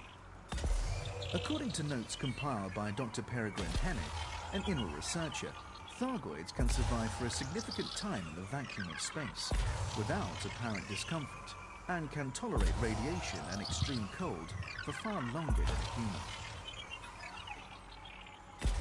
The Thargoids. Vulnerabilities. In 3151, the INRA developed a biological weapon known as the mycoid virus for use against the Thargoids. The virus was the result of an accidental discovery made by an INRA researcher, who noted that a particular strain of fungus was found to Surface scan complete. thrive on the hulls of Thargoid vessels, and appeared to be digesting the material of which the ship was made. The INRA refined the fungal strain and began experimenting on living Thargoids in their spacecraft. The mycoid proved to have deleterious effects on both, leading to the swift elimination of the Thargoids active in human-occupied space at the time. It is widely assumed that since the last human-Thargoid conflict, the Thargoids have developed an immunity to the mycoid virus. The Thargoids. Starships. In terms of structure and function, Thargoid vessels are radically different from anything produced by humanity, and are able to navigate hyperspace in ways that are not fully understood. They are also at least partly organic, meaning that they can self-repair or heal over time. Ship function in general, and this restorative ability in particular, have been shown to be dependent upon the so-called Thargoid heart, a biomechanical organ found in varying quantities in different Thargoid ships. These hearts often survive the destruction of the ship, enabling them to be salvaged, although they can also be targeted and damaged with appropriate weaponry. They are highly corrosive, however, and require special containers for safe transport. Thargoid vessels that have sustained combat damage exhibit Surface scanned by 50%. scar-like patterns. Surface scan complete. Given that Thargoid technology is sophisticated enough for such damage to be repaired, it follows that the Thargoids might deliberately choose to preserve these scars. Got my geological signals here Inland as well. document an encounter with a Thargoid mothership many times larger than other Thargoid craft, against which the mycoid virus was successfully deployed, although no such vessels have been reported in recent times. The Thargoids. Structures. Dozens of planets in human-occupied space are peppered with Thargoid barnacles, biological resource extractors that convert minerals into meta-alloys, a key component to the creation of Thargoid vehicles and technology. Theories that these barnacles have been genetically engineered by the Thargoids have yet to be verified. Larger structures, referred to as Thargoid surface sites, have also been discovered.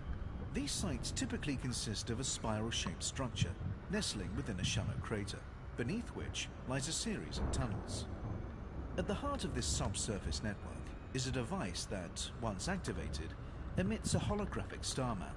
The sites are patrolled by semi-sentient biomechanical entities called scavengers. The Thargoids. War with the Guardians. Archaeological records have revealed that the extinct, non-human civilization known as the Guardians experienced conflict with the Thargoids many thousands of years ago. Logs recovered from Guardian sites indicate that the Thargoids were the aggressor in this conflict, having seeded Guardian space with biomechanical constructs used for resource extraction long before the emergence of the Guardian civilization. The Thargoids apparently believed they were entitled to uncontested dominion of the territory. The Guardians attempted to communicate with the Thargoids and reach a compromise, but without success. Over the Surface scanned by 50%. course of the conflict, Surface scan complete. the Guardians developed new technologies to give them an advantage against the Thargoids. These technologies were apparently successful, 19 forcing the geological signals Thargoids to here. abandon Alright. their offensive. Alright, The Thargoids. Agenda. Thargoids do not attack indiscriminately, and their choice of targets shows them to be highly intelligent. They have also conducted targeted strikes on Aegis facilities and attacked pilots carrying Thargoid items in their cargo holds, indicating that they know they are being studied and want to halt the process. But despite their evident intelligence, they appear to be completely uninterested in meaningful communication. The engineer Ramtar, who has extensively researched the Guardians and their war with the Thargoids, holds the view that Thargoid aggression is a product of territorialism. They seed an area with barnacles, thus laying claim to it, and return, sometimes many centuries later, to harvest the extracted resources. Any life form advanced enough to compete with them for the territory is treated as an enemy and summarily attacked. Professor Palin concurs with this view, adding that the Thargoids are apparently so determined to eliminate any threats to their long-term survival, they will not tolerate any advanced species in close proximity.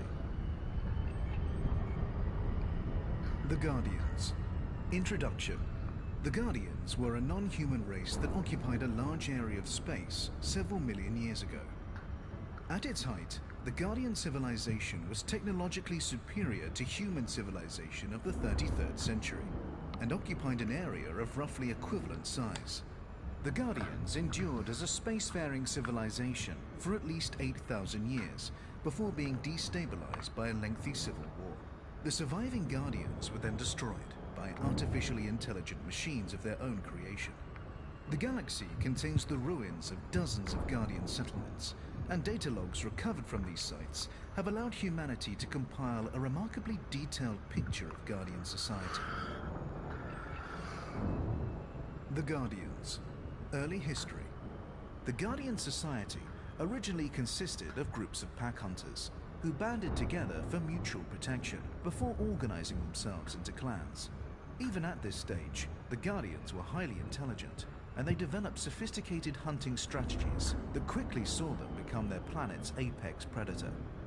The Guardians' nascent civilization consisted of two discrete ethnic groups, one based primarily in the south of the planet and one in the north.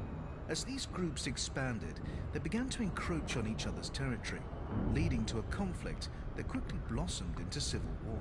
The Northern Clan, despite being the smaller of the two groups, overcame their enemy swiftly and with minimal bloodshed, bringing the entirety of the Guardian civilization under their leadership. In the centuries that followed, the Guardian society developed rapidly. Despite their warlike instincts, the Guardians possessed a remarkable capacity for collaboration and compromise. Their willingness to defer immediate gains in favor of lasting societal benefits allowed them to establish a stable, mutually cooperative society that was to remain peaceful and prosperous for thousands of years. The Guardians. Technological era. Although the Guardian society was in many ways a model of social equilibrium, the Surface scanned by 50%. Guardians were nevertheless Surface scan complete. at the mercy of an insidious issue: overpopulation. As their civilization grew and the amount of available land and resources dwindled, the Guardians set their sights on interplanetary colonization. By this time, the Guardians had developed a rudimentary form of space travel. But as the pressures of overpopulation became more acute, the rate of technological progress accelerated, and the Guardians' imperfect starships were soon supplanted by fast, powerful spacefaring vessels. In the centuries that followed, the Guardian civilization expanded rapidly, eventually coming to occupy a region equal to that inhabited by present-day humanity. The Guardians' next major development was the creation of an interstellar communications system known as the Monolith Network.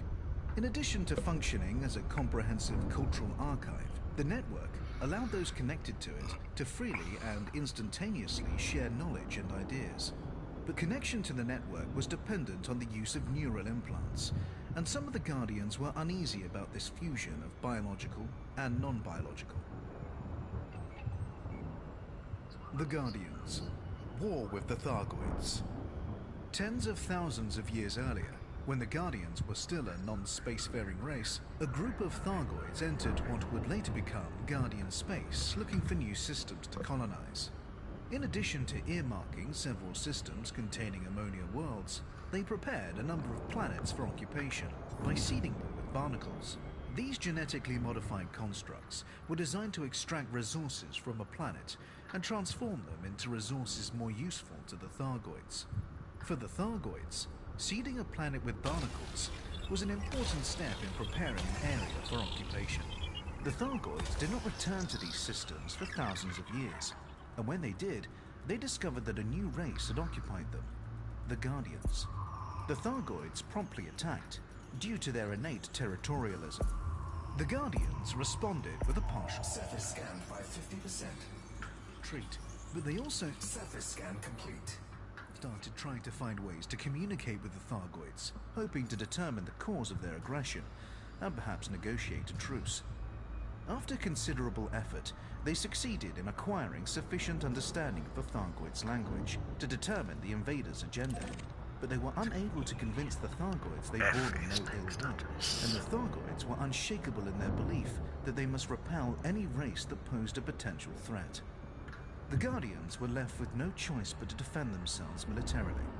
At first, they deployed soldiers, but they quickly realized that drones and other mechanized defenses would be more effective against such a physically formidable enemy. Within a relatively short period of time, the Guardians' war machines became highly sophisticated, able to recognize Thargoid engineering and to operate entirely independently.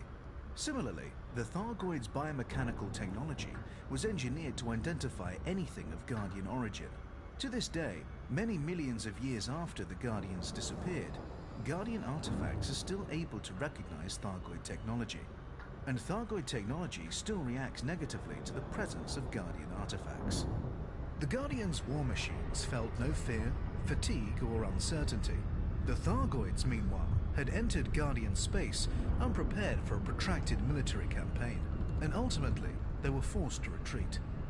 For the Guardians, this was cause for celebration, but many still harbored doubts about the rapid rate of technological progress, doubts that the development of sophisticated military hardware had done nothing to alleviate.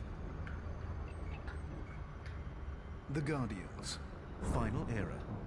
For decades, the Guardians have been experimenting with artificial intelligence, but the creation of the Monolith Network and the knowledge sharing it facilitated dramatically accelerated the rate of progress. Soon, the Guardians' experiments bore fruit, resulting in the first fully sentient machines. These constructs were seen as a means to further enhance the Guardians' technological mastery, and were integrated into various aspects of their society. New neural implants were developed that connected the Guardians with both the constructs and the Monolith Network in a symbiotic circle. But not everyone was happy with this development. The Guardians had always venerated nature, and many saw this new paradigm as a perversion of the natural order.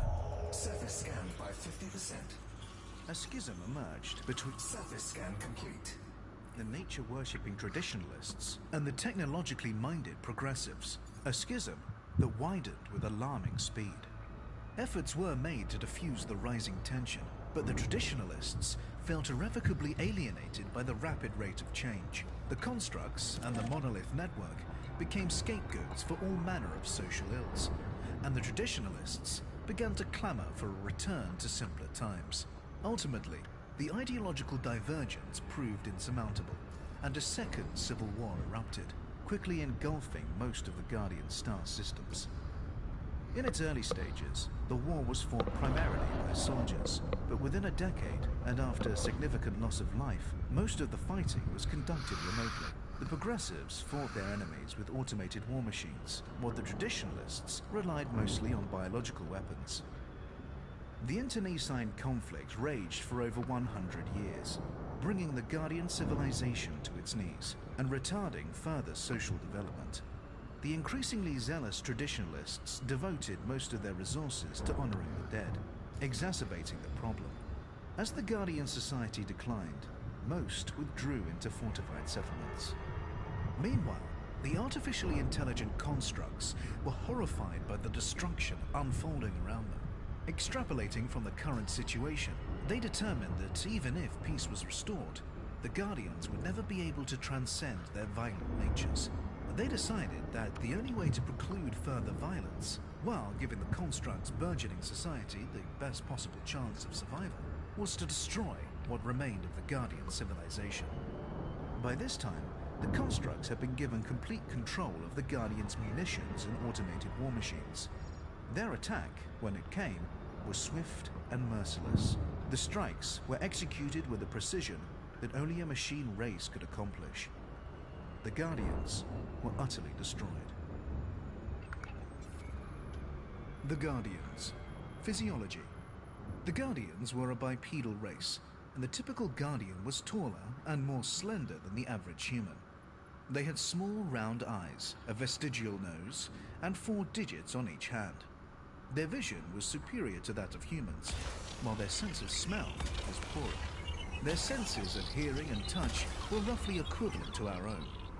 The Guardians had pinkish-red skin, but there was some variation among ethnic groups, with tones ranging from pale pink to deep crimson. They also had serrated bony ridges on the outside of their forearms, Surface scanned by 50%. which were used as weapons Surface scan complete. during their early history, when they were still semi-primitive pack hunters. The Guardians' environmental needs were broadly similar to those of humans. Their homeworld was warmer and had lower gravity than most Earth-like worlds. And when they began to colonize other planets, they typically favored ones that shared these qualities. The Guardians had 2 genders and reproduced sexually. Procreation was a matter of personal choice, but each individual was obligated to be a parent at least once in their life to ensure the continuation of their genetic line. The average gestation period was around 300 days, and infants were effectively helpless for a period after birth. Much like human young, infants were raised in communal creches rather than by their parents, in keeping with the collaborative philosophies that underpinned Guardian society. The Guardians. Society. The Guardians' social constructs were the key not only to their rapid development, but also to the stability that defined the halcyon days of their civilization.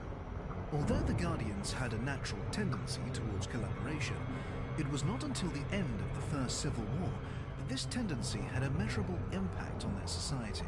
The social reorganization that followed the war included the creation of statutes that defined not only individuals' rights, but also their responsibilities to each other. As the Guardian Society developed, further laws were passed that required individuals to participate in socially progressive activities, from caring for the young to conducting scientific research. These responsibilities were supported by the state, which made education and information freely available to all. For most of their history, the Guardians had no formal faith, but the creation of the Monolith Network precipitated the emergence of a nature religion that decried the veneration of technology. Although this religion had its roots in the Guardians' long-standing reverence for the natural world, it quickly became a radical movement, violently opposed to the use of neural implants and other advanced technologies. Ultimately, however, this new religion was to endure for only a short period, its existence cut short by the destruction of the Guardian Society. The Guardians. Technology. The Guardians' pre-industrial history was in many ways similar to that of the human race, with the development of tools and agriculture proving central to their development. But one respect in which they differed was in their understanding of biological engineering. The practice of selective breeding in order to eliminate or Surface scanned by 50%. promote certain genetic traits Surface scan complete. began before the First Civil War. And as the Guardian Society progressed, their skill as genetic engineers developed in step. After the war, the Guardians developed the ability to enhance their immune systems to guard against infection, and engineered specific microorganisms to eliminate biological threats. Genetic manipulation also played a part in prenatal care, which involved the removal of hereditary diseases and other undesirable conditions prior to birth. The Guardians were an ecologically conscientious people who assiduously avoided the use of rockets and fossil fuels. Their first spacecraft lacked any form of internal propulsion and were fired into space with electromagnetic launchers. Pilots and passengers were cocooned inside bubbles of breathable gel, which protected them from G-forces of launch and doubled as hibernation pods during long journeys. When it came to warfare, the Guardians relied initially on the blade-like protrusions on their forearms, and later on simple weapons like spears and bows. As they entered the technological era, they developed electromagnetic projectile weapons, utilizing the same technology they used to launch their first spacecraft. They also developed extremely effective shields, capable of protecting entire cities, and even of withstanding orbital bombardment. At that time, however, large-scale conflict was virtually unheard of, and it was not until the conflict with the Thargoids that further military innovations were made. The Guardian's Second Civil War was fought principally with bespoke biological weapons employed by the traditionalists and automated war machines used by the progressives. The shields that protected the Guardian cities were unable to resist these new weapons, forcing many of the Guardians to withdraw into heavily fortified settlements. But the Guardians' most significant technological achievements were unarguably the creation of the Monolith Network and the development of artificial intelligence. The use of neural implants to connect the Guardians with their creations could have ushered in a whole new era of scientific and technological discovery, but unfortunately, these innovations were to lead only to the Guardians' destruction. The Guardians. Language. The Guardians shared a single language, with only minor regional variations, and even after they colonized other planets, they continued to share a common tongue. The Guardians had three primary forms of communication: a spoken language, a gestural language, and a written language. Their spoken language emerged first, followed by a gestural language that allowed them to communicate silently while hunting. This sign language formed the basis of their written language. Surface scanned by 50%. Consequently, while Surface scan complete. their written and gestural languages correlated closely, their spoken language was largely distinct. The Guardian's spoken geological language signals here? was used principally to communicate emotional concepts and played a central role in Think so. social Alright. bonding, while their written language was used mainly to communicate formal and practical ideas. Significantly, their written language was logographic, meaning the words and phrases were represented by single characters. Get a bit of fuel. The Guardians. Human Guardian contact. In 3301, the federal presidential vessel, Starship One, suffered catastrophic drive failure during a tour of Frontier Systems, resulting in the ship's destruction. Jasmina Halsey, at that time the federal president, was left drifting in an escape pod, unconscious. During this period of stasis, Halsey believed she was visited by transdimensional beings of extraordinary intelligence and compassion. Later, when she was rescued and revived, she was left with the conviction that this experience had been real and not merely a hallucination. Halsey proceeded to experience visions of mysterious alien worlds and cities, dense metropolises full of activity and life. She shared these visions with the rest of humanity, prompting explorers to set off in search of these undiscovered planets. This led to the discovery of the first Guardian ruins in the Sinuev XRH D11102 system. The fact that these sites were devoid of life led to speculation that Halsey had seen the Guardian worlds not as they are, but as they had been. In the months that followed, several further sites were found. The engineer Ram Tar started researching the Guardians and eventually succeeded in developing a decryption algorithm that could decode Guardian data, leading to a much deeper understanding of their lost civilization. Since then, other engineers have leveraged Ram Tar's discoveries to develop Guardian human technology. Individuals. Aidan Tanner.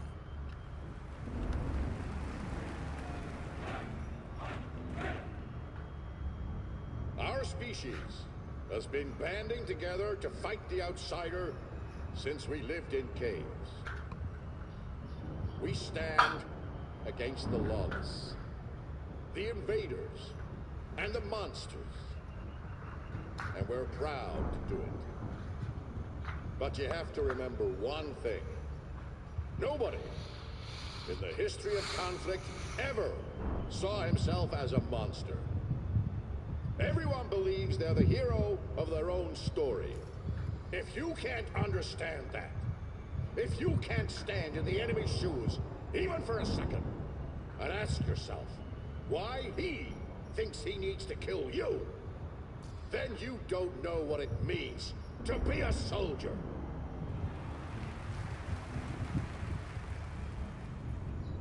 Aidan Tanner, addressed to Federal Cadets, 3298. Admiral Aidan Tanner is a senior officer in the Federal Navy. He has served for more than 4 decades, and in 3303 was given significant responsibility in the struggle against the Thargoids, first being appointed to Chief of Federal Security and later to Chief Military Liaison for the Cross-Superpower Initiative, Aegis. He is widely respected, even outside of federal space, for his conscientious and level-headed approach to conflict. Born in 3254, Tanner was expected to follow in the footsteps of his authoritarian father by becoming a doctor, but instead enlisted in the Federal Navy, along with a group of friends, in what he would later describe as a rash act of adolescent rebellion that I have not once regretted. Tanner's father died in 3277. The two never resolved their estrangement. Tanner's early naval career was anything but distinguished. Known to his comrades in arms as Spoonie for his habit of eating directly from food packets instead of using plates, he was distinguished more by his irreverent sense of humor than his competence. 6 months in, Tanner was found to be responsible for a scurrilous newsletter that satirized several senior officers, including Sergeant Burke Hazel, who was offended and deeply hurt. Hazel had taken a personal interest in Tanner and had encouraged him to persist when the cadet had struggled with basic training. Tanner's defense that he had been trying to improve morale was rejected, and although he was allowed to continue his service, he was marked as a potential insubordinate, a label that would later return to haunt him. Tanner's chief instructional officer, Commander Myra Dunstock, warned him to take military life more seriously. She took Tanner to a refugee facility, an experience he would later characterize as showing him what the military is there to prevent. Tanner recognized a last chance when he saw it, discarded his role as camp comedian, and threw himself into his training with unprecedented energy.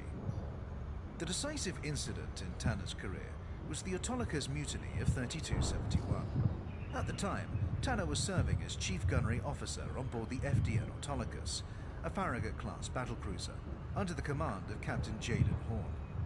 The ship was dispatched to restore order at Cold Harbor Station, which had been occupied by rebels following a descent into civil disorder. Captain Horn's orders were to monitor the station and await reinforcements.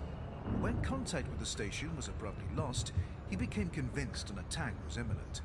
Surveillance footage later showed Horn acting in an increasingly erratic fashion. He screamed orders, slurred his words, and struck an ensign for making a minor mistake. Seeing a group of civilian ships preparing to leave the station, Horn ordered Tanner to open fire, convinced they were about to ram the Autolycus. Tanner refused to obey the order, claiming it was unlawful and that Horn was unfit to command. In the time it took for a furious Horn to have Tanner thrown in the brig, the escaping ships had jumped out of the system. At Tanner's court-martial, Horn tried to use his history of rebelliousness against him, but an explosive series of revelations followed. The escaping ships had been carrying evacuees, and the station's apparent silence was in fact due to Horn himself, who had disabled shipborne communications without telling his crew. Horn, who it would later emerge had been suffering from lexalamine-induced psychosis, committed suicide mid-trial by hijacking a fighter and detonating a grenade inside the cockpit. Tanner was exonerated, receiving a commendation from President Antonia Madison for his actions. Individuals. Aisling Duval. My grandfather had an heirloom he used to keep in our winter palace. It was a priceless marble statuette of one of our ancestors standing with his foot on a woman's neck, while she looks up at him in fear or adoration, probably both. I loathed it. It was commissioned to commemorate some victory or other, but that wasn't the point of the thing. The message was clear, and it's the same one I've heard all my life. Deep down, the people we dominate are happy to be dominated. When I was 6 years old, I smashed it. The servants came running. My father stormed down the stairs in his gown. He asked if it was an accident. There was such a strange look in his eyes. I knew that if I said yes, nobody would argue. Nothing more would be said. But I didn't. I stamped my foot and said, "No, Daddy. I did it on purpose." It's the same with tradition. The people who pass it on think it's precious. They expect you to cherish it and pass it on in turn. But what they think doesn't matter, because the responsibility rests with you. If you know it's wrong, then you have to smash it. On purpose. Aisling Duval. A fireside chat with Serena. 3301. Princess Aisling Duval, born in 3276, is a prominent member of the Imperial royal family. The eldest child of the infamous Prince Harold, she had a troubled upbringing. Her father was notorious for his hedonistic lifestyle, while her mother, entertainer Imogen Eccentrica Gabriellini, died from an aneurysm shortly after Aisling's birth. The autopsy identified the cause of death as an overdose of purple sunflake, an obscure and expensive narcotic, but conspiracy theorists insisted that she was murdered to remove an embarrassment to the royal family. Aisling has indicated that she is aware of these rumors, but has never commented on them.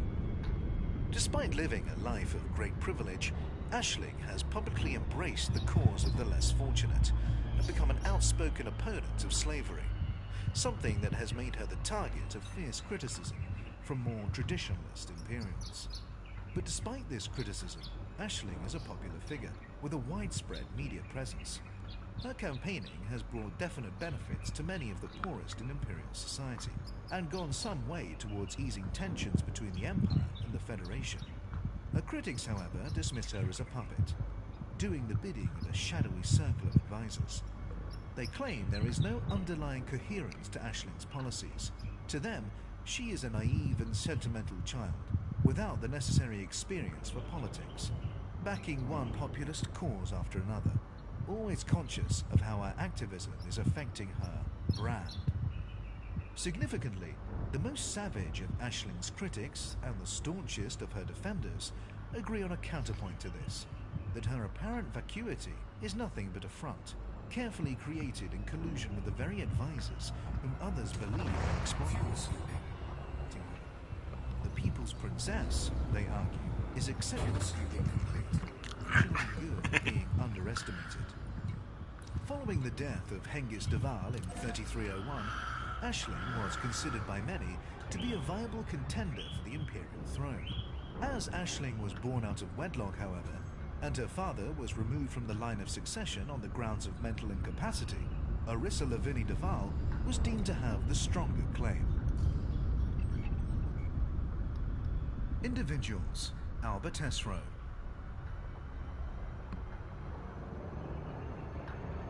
I may not be religious, but I still have faith.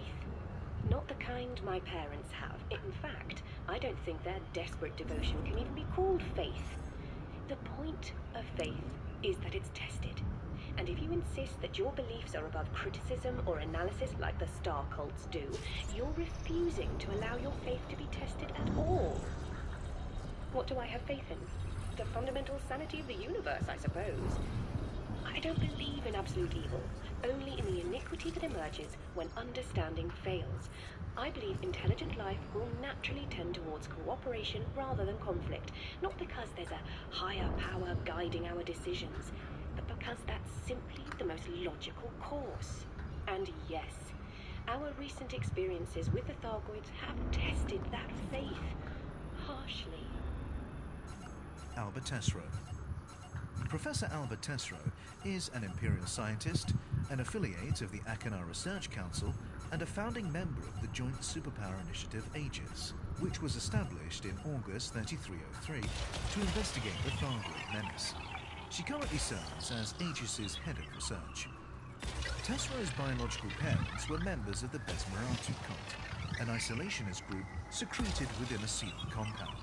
They believed itself to have been chosen for salvation by non-human beings. The cult's charismatic leader, Anton Hotep, claimed humanity had been under the protection of the Surface scanned by 50%. beings for millennia, that he was their cosmic messiah, and that only the believers would be saved from the coming apocalypse. In support of these claims, they often produced alien artifacts, allegedly sourced from archaeological digs that other cult members were never permitted to examine closely. Alba was marked as a troublemaker from an early age due to her heretical belief in rationality and the scientific method. She was formally banished from Besmeratu after she sabotaged the air purifying system, forcing the compound to call for help from outsiders and thus humiliating Hotep. After her story became public knowledge, she was adopted into the household of Senator Olivia Tesreau of Achenar and awarded a scholarship to study at Grand Imperial, alongside the children Surface scan complete. of the nobility. She wrote her master's thesis on the potential uses of mathematics as a lingua franca between human beings and intelligent non-humans. She is passionately interested in non-human intelligence and meaningful discourse between species. Despite the counterfeit alien contact myths of her early life, or perhaps because of them, she is determined to do whatever she can to act as a bridge between human and non-human cultures. Individuals: Archon Delane. I'll tell you, Delane is the most trustworthy cuss you could ever work with. Why? Because he always makes good on his threats. Anyone else tells you that they're gonna cut off your index fingers and hammer them into your sinuses with your own severed foot, you know it's just bluster. But if Delane tells you that, you know he'll do exactly what he says, to the letter. He wants people to be afraid of him, and that means he keeps his promises. You gotta respect that. Mantle Hoek, arms trader. Archon Delane is the head of the Cumo crew, a powerful criminal syndicate. He refers to himself as the Pirate King, a title not recognized by any government. Delane's early life is not documented, and there are competing legends of his origin. Some believe he grew up in a drug den on one of the frontier worlds, where he learned to fight. Other stories have him working as a bouncer in the brothel where he was born, or training as a grease monkey at an orbital shipyard that hosted clandestine arena fights after hours. What is certain is that Delane challenged and slaughtered the reigning pirate lord of the Cumo crew when he was only 15. The title of Pirate Lord is only transferred on the death of the incumbent, either to a nominated successor or to the victor of a ritual challenge. According to tradition, the Pirate Lord must honor any challenge to his leadership, regardless of who issues it, although the choice of weapons is left to him.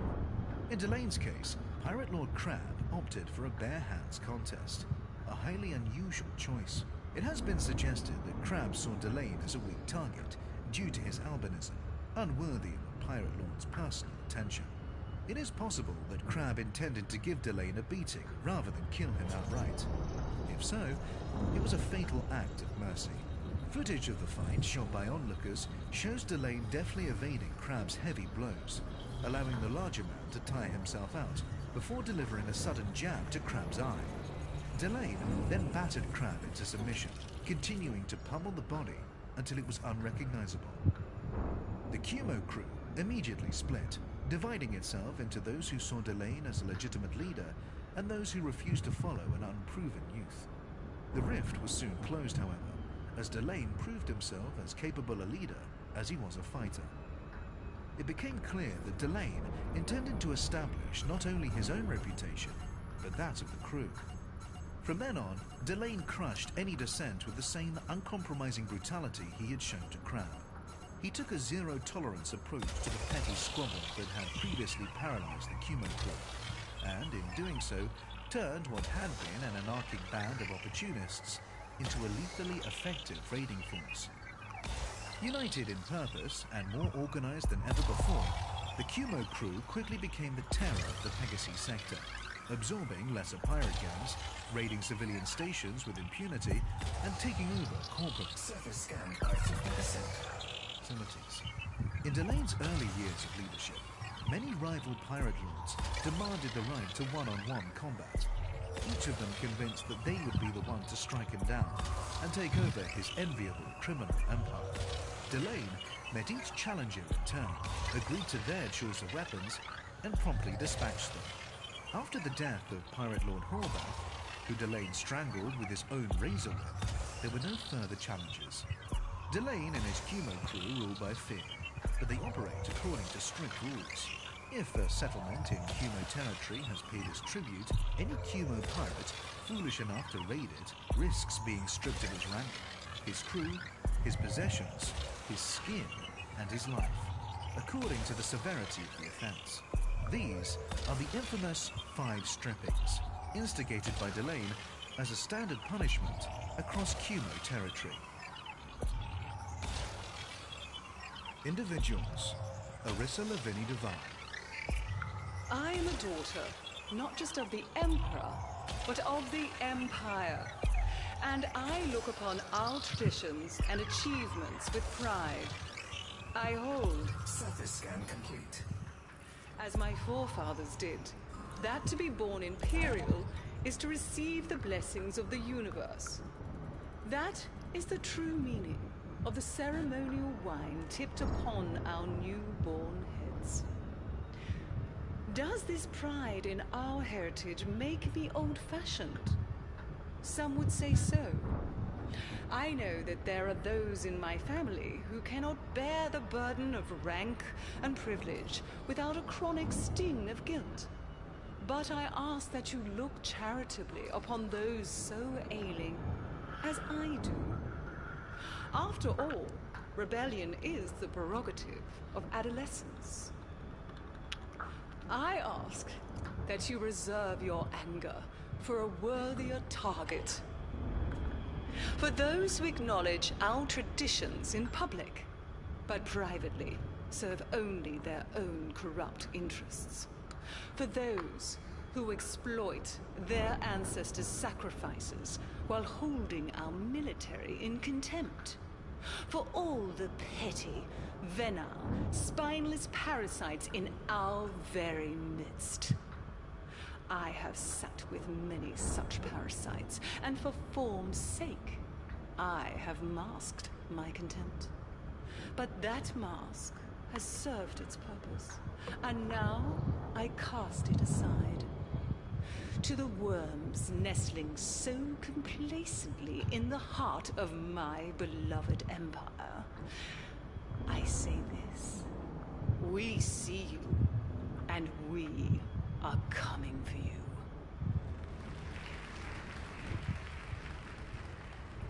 Arissa Lavinie Duval, private speech given at her post-coronation dinner.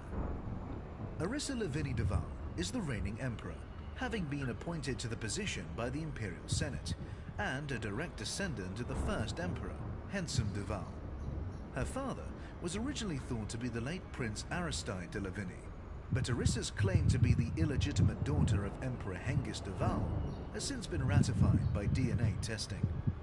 Arissa distinguished herself as a serving senator early in life. Unlike other senators who took their patron support for granted or left the work of intercession to a delegated representative, Arissa made a point of visiting and speaking directly with her patrons.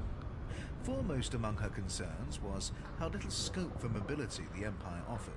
In theory, it was possible to rise in rank, but in reality, power was hoarded and loyal service went unrewarded. To her mother's horror, Arissa proceeded to go undercover as a slave in the Lagany household on Akana, talking to the staff and listening in on meetings. What she learned would change her view of the empire forever. The rules could be broken with impunity, so long as the proper bribes were paid. A senator's favor could be secured, a corporation's accounts could be doctored, and an atrocity could be covered up for the right price. On paper, it might be a patronage system, but it operated as a de facto plutocracy. Arissa's experience as a slave also cemented her own view of imperial slavery, namely that it was no worse than indentured servitude, and downright luxurious compared to what the Federation's lowest paid workers had to endure. Non-imperial commentators responded by pointing out that slaves in noble households on Akana could hardly be held up as typical examples of slavery, and that Arissa might have learned more had she spent her time in a Mastopolos mining facility.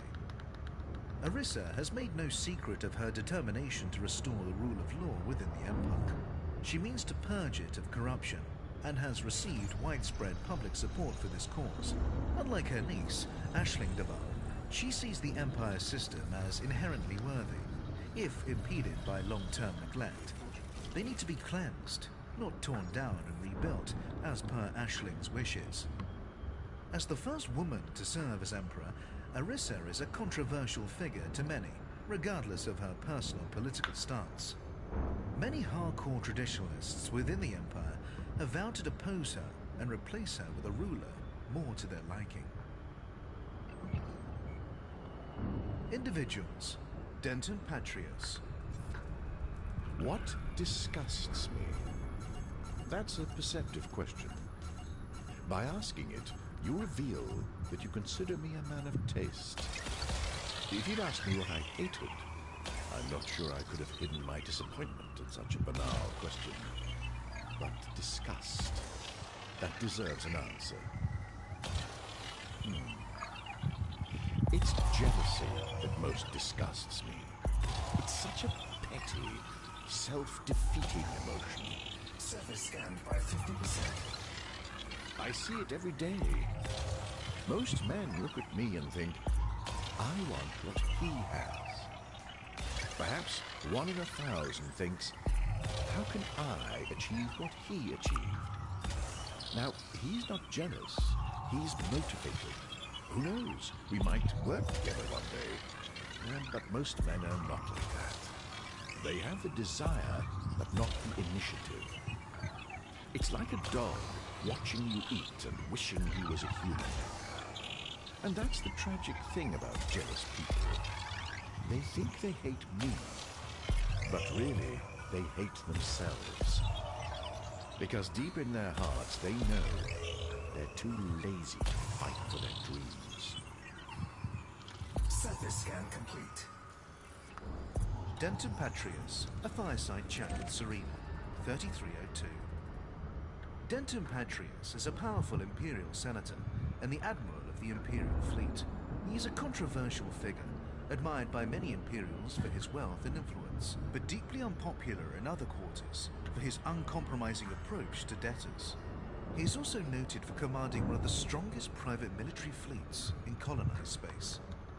Patrius has repeatedly issued loans to struggling governments via shell companies, only to later hike up the interest rates. When the government defaults on the loan, a common occurrence, Patrius moves in to foreclose.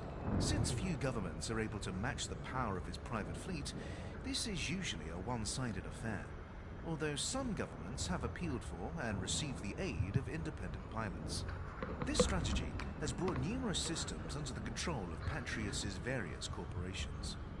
If Patrius has any long-term goals beyond increasing his personal power and holding the line against the Alliance and the Federation, they're not publicly known. Politically, he has always played the part of the loyal Imperial. He accepts the need for progress, and has devoted considerable attention to eradicating Emperor's Dawn, an insurgent organization responsible for the assassination of Emperor Hengist de Val. His support for the Empire has been well rewarded, and as Admiral of the Fleet, he enjoys an enviable level of prestige. But even this may not be enough, and many have speculated that Patrius harbors a desire to become Emperor. During the period of uncertainty that followed the death of Hengist de Val, Patrius suggested that the title of Emperor be assigned on the basis of public support, rather than lineal descent, a statement that was widely interpreted as a bid for the throne. When the succession passed to Orissa Lavinia de Val by vote of the Senate, Patrius did not contest it. The question of who should succeed Orissa Lavinia de Val is now a pertinent one. Imperial commentators have suggested that Patrius's highly visible courtship of Princess Aisling de Val may be part of a long-term strategy, as well as a piece of savvy media manipulation. Orissa Lavinia de Val has no children, whereas a child born to a Patrius de Val partner could be an extremely strong contender for the throne. Individuals: Edmund Mahon. Naturally, we faced criticism over the Lu conflict. Many people thought we should have been in there, guns blazing. On the one hand, you have a system that wants to be independent, and on the other, you have the oppressive Federation telling them no. The authorities in Lu put out a call for aid, and what did the Alliance do? We turned them down. That would never have happened on the Holos, would it? I would have been at the head of the Alliance fleet, taking down the Fed-Cap ship with a well-aimed torpedo up the tailpipe. But life isn't like the Holos. You need political and legal clarity.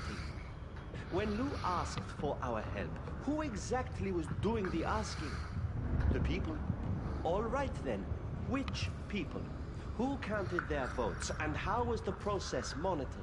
Was their decision an informed one, or were they bombarded with propaganda? The Alliance is rigorous, you see. You can't join a voluntary association of free systems unless you can offer demonstrable proof of your freedom to choose, just as you can't enter into a contract without being of sound mind, acting without coercion. Edmund Mahon, responding to a question from Jessica Braganza, one of a party of school children visiting the Prime Minister's residence.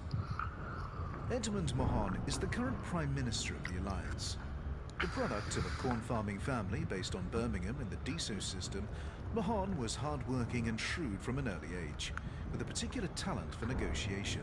Nobody seemed able to beat his crop prices down, and he always managed to shave something off the asking price of any tools or machinery the family needed. In the first book of his autobiography, The Shadow of Silo 7, he attributes this talent to preparatory research, claiming that he always found out as much as he could about the people he would be dealing with before meeting them. At 18, Mahon won a federal scholarship to study law. Frustrated with what he saw as the imbalance of power between corporations and their employees, Mahon intended to specialize in cases of corporate exploitation. He quickly found, however, that the legal profession was not to his liking. Awash with duplicity, double talk, and corruption was his assessment, and he switched track to political science. 2 years into his course, and following an increasingly vocal series of broadcasts on a personal video channel in which he argued in favor of the newly formed alliance, Mahon's scholarship funds were abruptly cut off. He had unknowingly violated a clause that required him to refrain from public criticism of the federal government.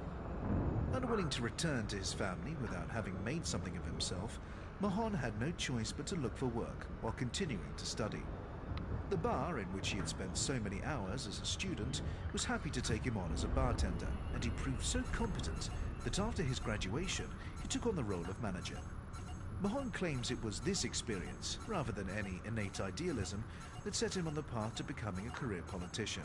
As he puts it, a good bartender has to be able to listen, and to give equal respect to everyone, while demanding that others do the same. He has to be able to distinguish what is meant from what is said, encourage free exchange of views, while tactfully enforcing the rules, and, when necessary, break up fights. Mahon's break into politics came when his friends encouraged him to run for city office against the favoured corporate candidate, Jensen Crane. The Server scanned by 50%. campaign began as a token protest, since Crane was expected to win by a comfortable majority. Mahon eviscerated Crane in the live debates, however, winning over the audience with a combination of wry humour and an empathetic awareness of local concerns that Crane could not hope to match, living as he did in a high-altitude apartment complex. Crane was elected by a narrow margin, but Mahon's supporters begged him to continue in politics. So it was that, at the age of just 27, Mahon found himself working alongside elder statesperson Irene Mendel, helping with a campaign to break the DSO system away from the Federation and make it a part of the Alliance. By the time DSO joined the Alliance in 3286, Mahon was a seasoned parliamentarian. He served as a planetary representative several times before making his bid for the premiership. Individuals. Felicia Winters. Politics has always been a breeding ground for lies. But one lie outshines all the others. And today, we heard it once again. It is the insinuation that to seek a diplomatic solution is weak. Surface scan complete. That a preference for discussion over conflict means we're afraid to fight. We are accustomed to this, of course. We've heard the President's supporters pervert our words again and again. When we face up to the Federation's Frameshift drive charging. previous wrongs, they mock us for our so-called liberal guilt. When we celebrate a détente between the superpowers that will help us oppose the Thargoid message,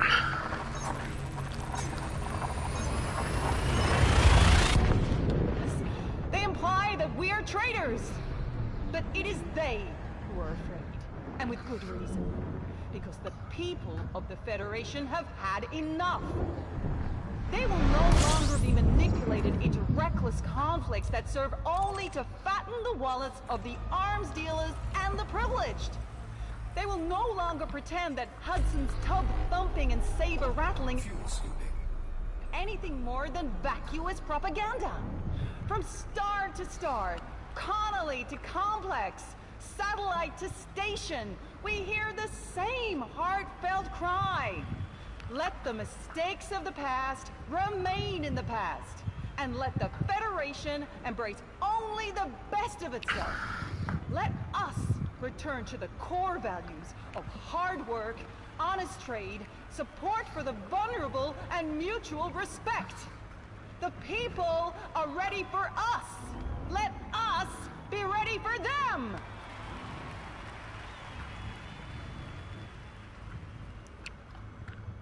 Felicia Winters. Liberal Party Annual Address, 3303. Felicia Winters is the head of the Liberal Party of the Federation, and as such serves as ex officio shadow president, opposite President Zachary Hudson of the Republican Party. Winters was born and raised on Taylor Colony, one of the oldest human colonies, and worked for the Sirius Corporation before going into politics full-time at the age of 44. Her current role was thrust upon her unexpectedly. Prior to 3301, Winters was Secretary of State to then-President Jasmina Halsey. When both Halsey and Vice President Ethan Naylor went missing aboard Starship One, Winters became acting president. The assumption of this responsibility left her visibly shaken, and despite her popularity in Congress, it was widely felt that she was not up to the job. The Liberal Party was in a state of crisis at the time following the Lu conflict. A group of forces had sought to make the Lu system independent from federal control, prompting a declaration of war from the Federation. Many of the party's supporters were shocked by President Halsey's decision to open fire on refugee ships during the conflict. According to reports, Winters had questioned the action, arguing passionately with her friend Halsey behind closed doors, while maintaining a front of public solidarity. Consequently, she found herself responsible for a party whose voter base had largely deserted it, and whose values had slipped out of alignment with their own.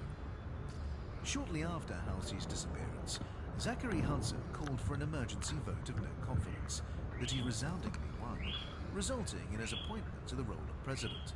Given the massive support for Hudson and the disarray among the Liberals, Winters was expected to resign and let the Liberal Party rebuild itself from the ground up. Instead, she threw herself into her work, leading efforts to persuade various systems not to defect to the Alliance, and distributing aid packages to planets in need. Her energetic and proactive approach led to fresh support for both her and her party, and she currently rivals Hudson in the popularity stakes. Individuals. I get to okay. Well, I'm going to end the stream here because, well, I get to make landfall. Was the 15th ruler of the Alright. Empire. Thank you very much for watching. Thank you very much for liking. Pardon me. Thank you so much for subscribing. Let's just deactivate the super cruise. I'm going to slow it a bit down there. There we go.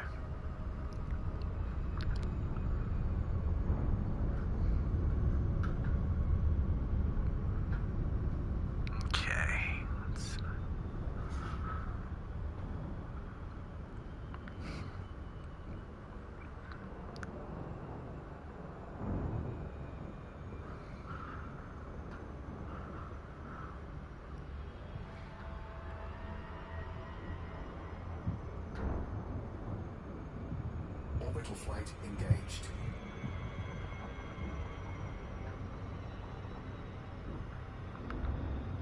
And just like that. Beautiful.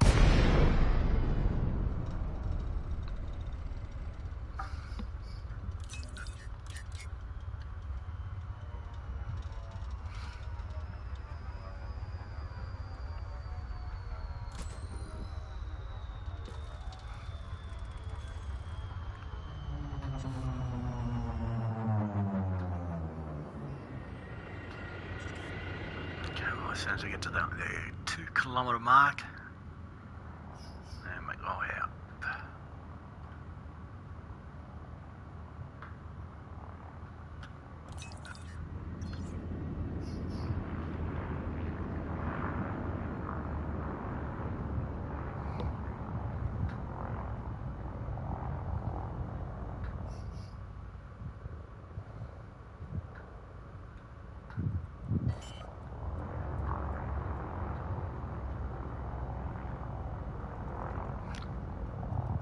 Landing gear deployed.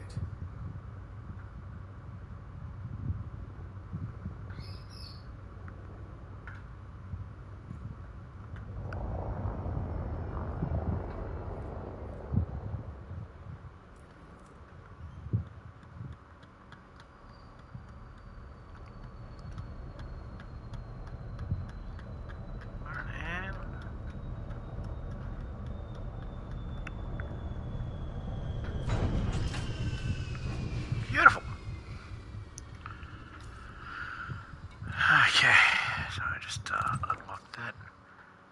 Fantastic. All right, thank you so much for watching. Thank you so much for liking. Thank you so much for subscribing. I've had a blast exploring. We'll do some more exploring. Actually, well, today's Friday, is it? No, today. No, it's. Is it when? No, it's. Today is Friday. All right, cool. All right, I'll be gone for the weekend. No streaming over the weekend. All right, thank you so much for taking the time. Thank you for inviting me into your homes so I can play this game. And until Monday, this has been your boy, L Dog Cans 82, saying work hard, be good to each other. I love you guys.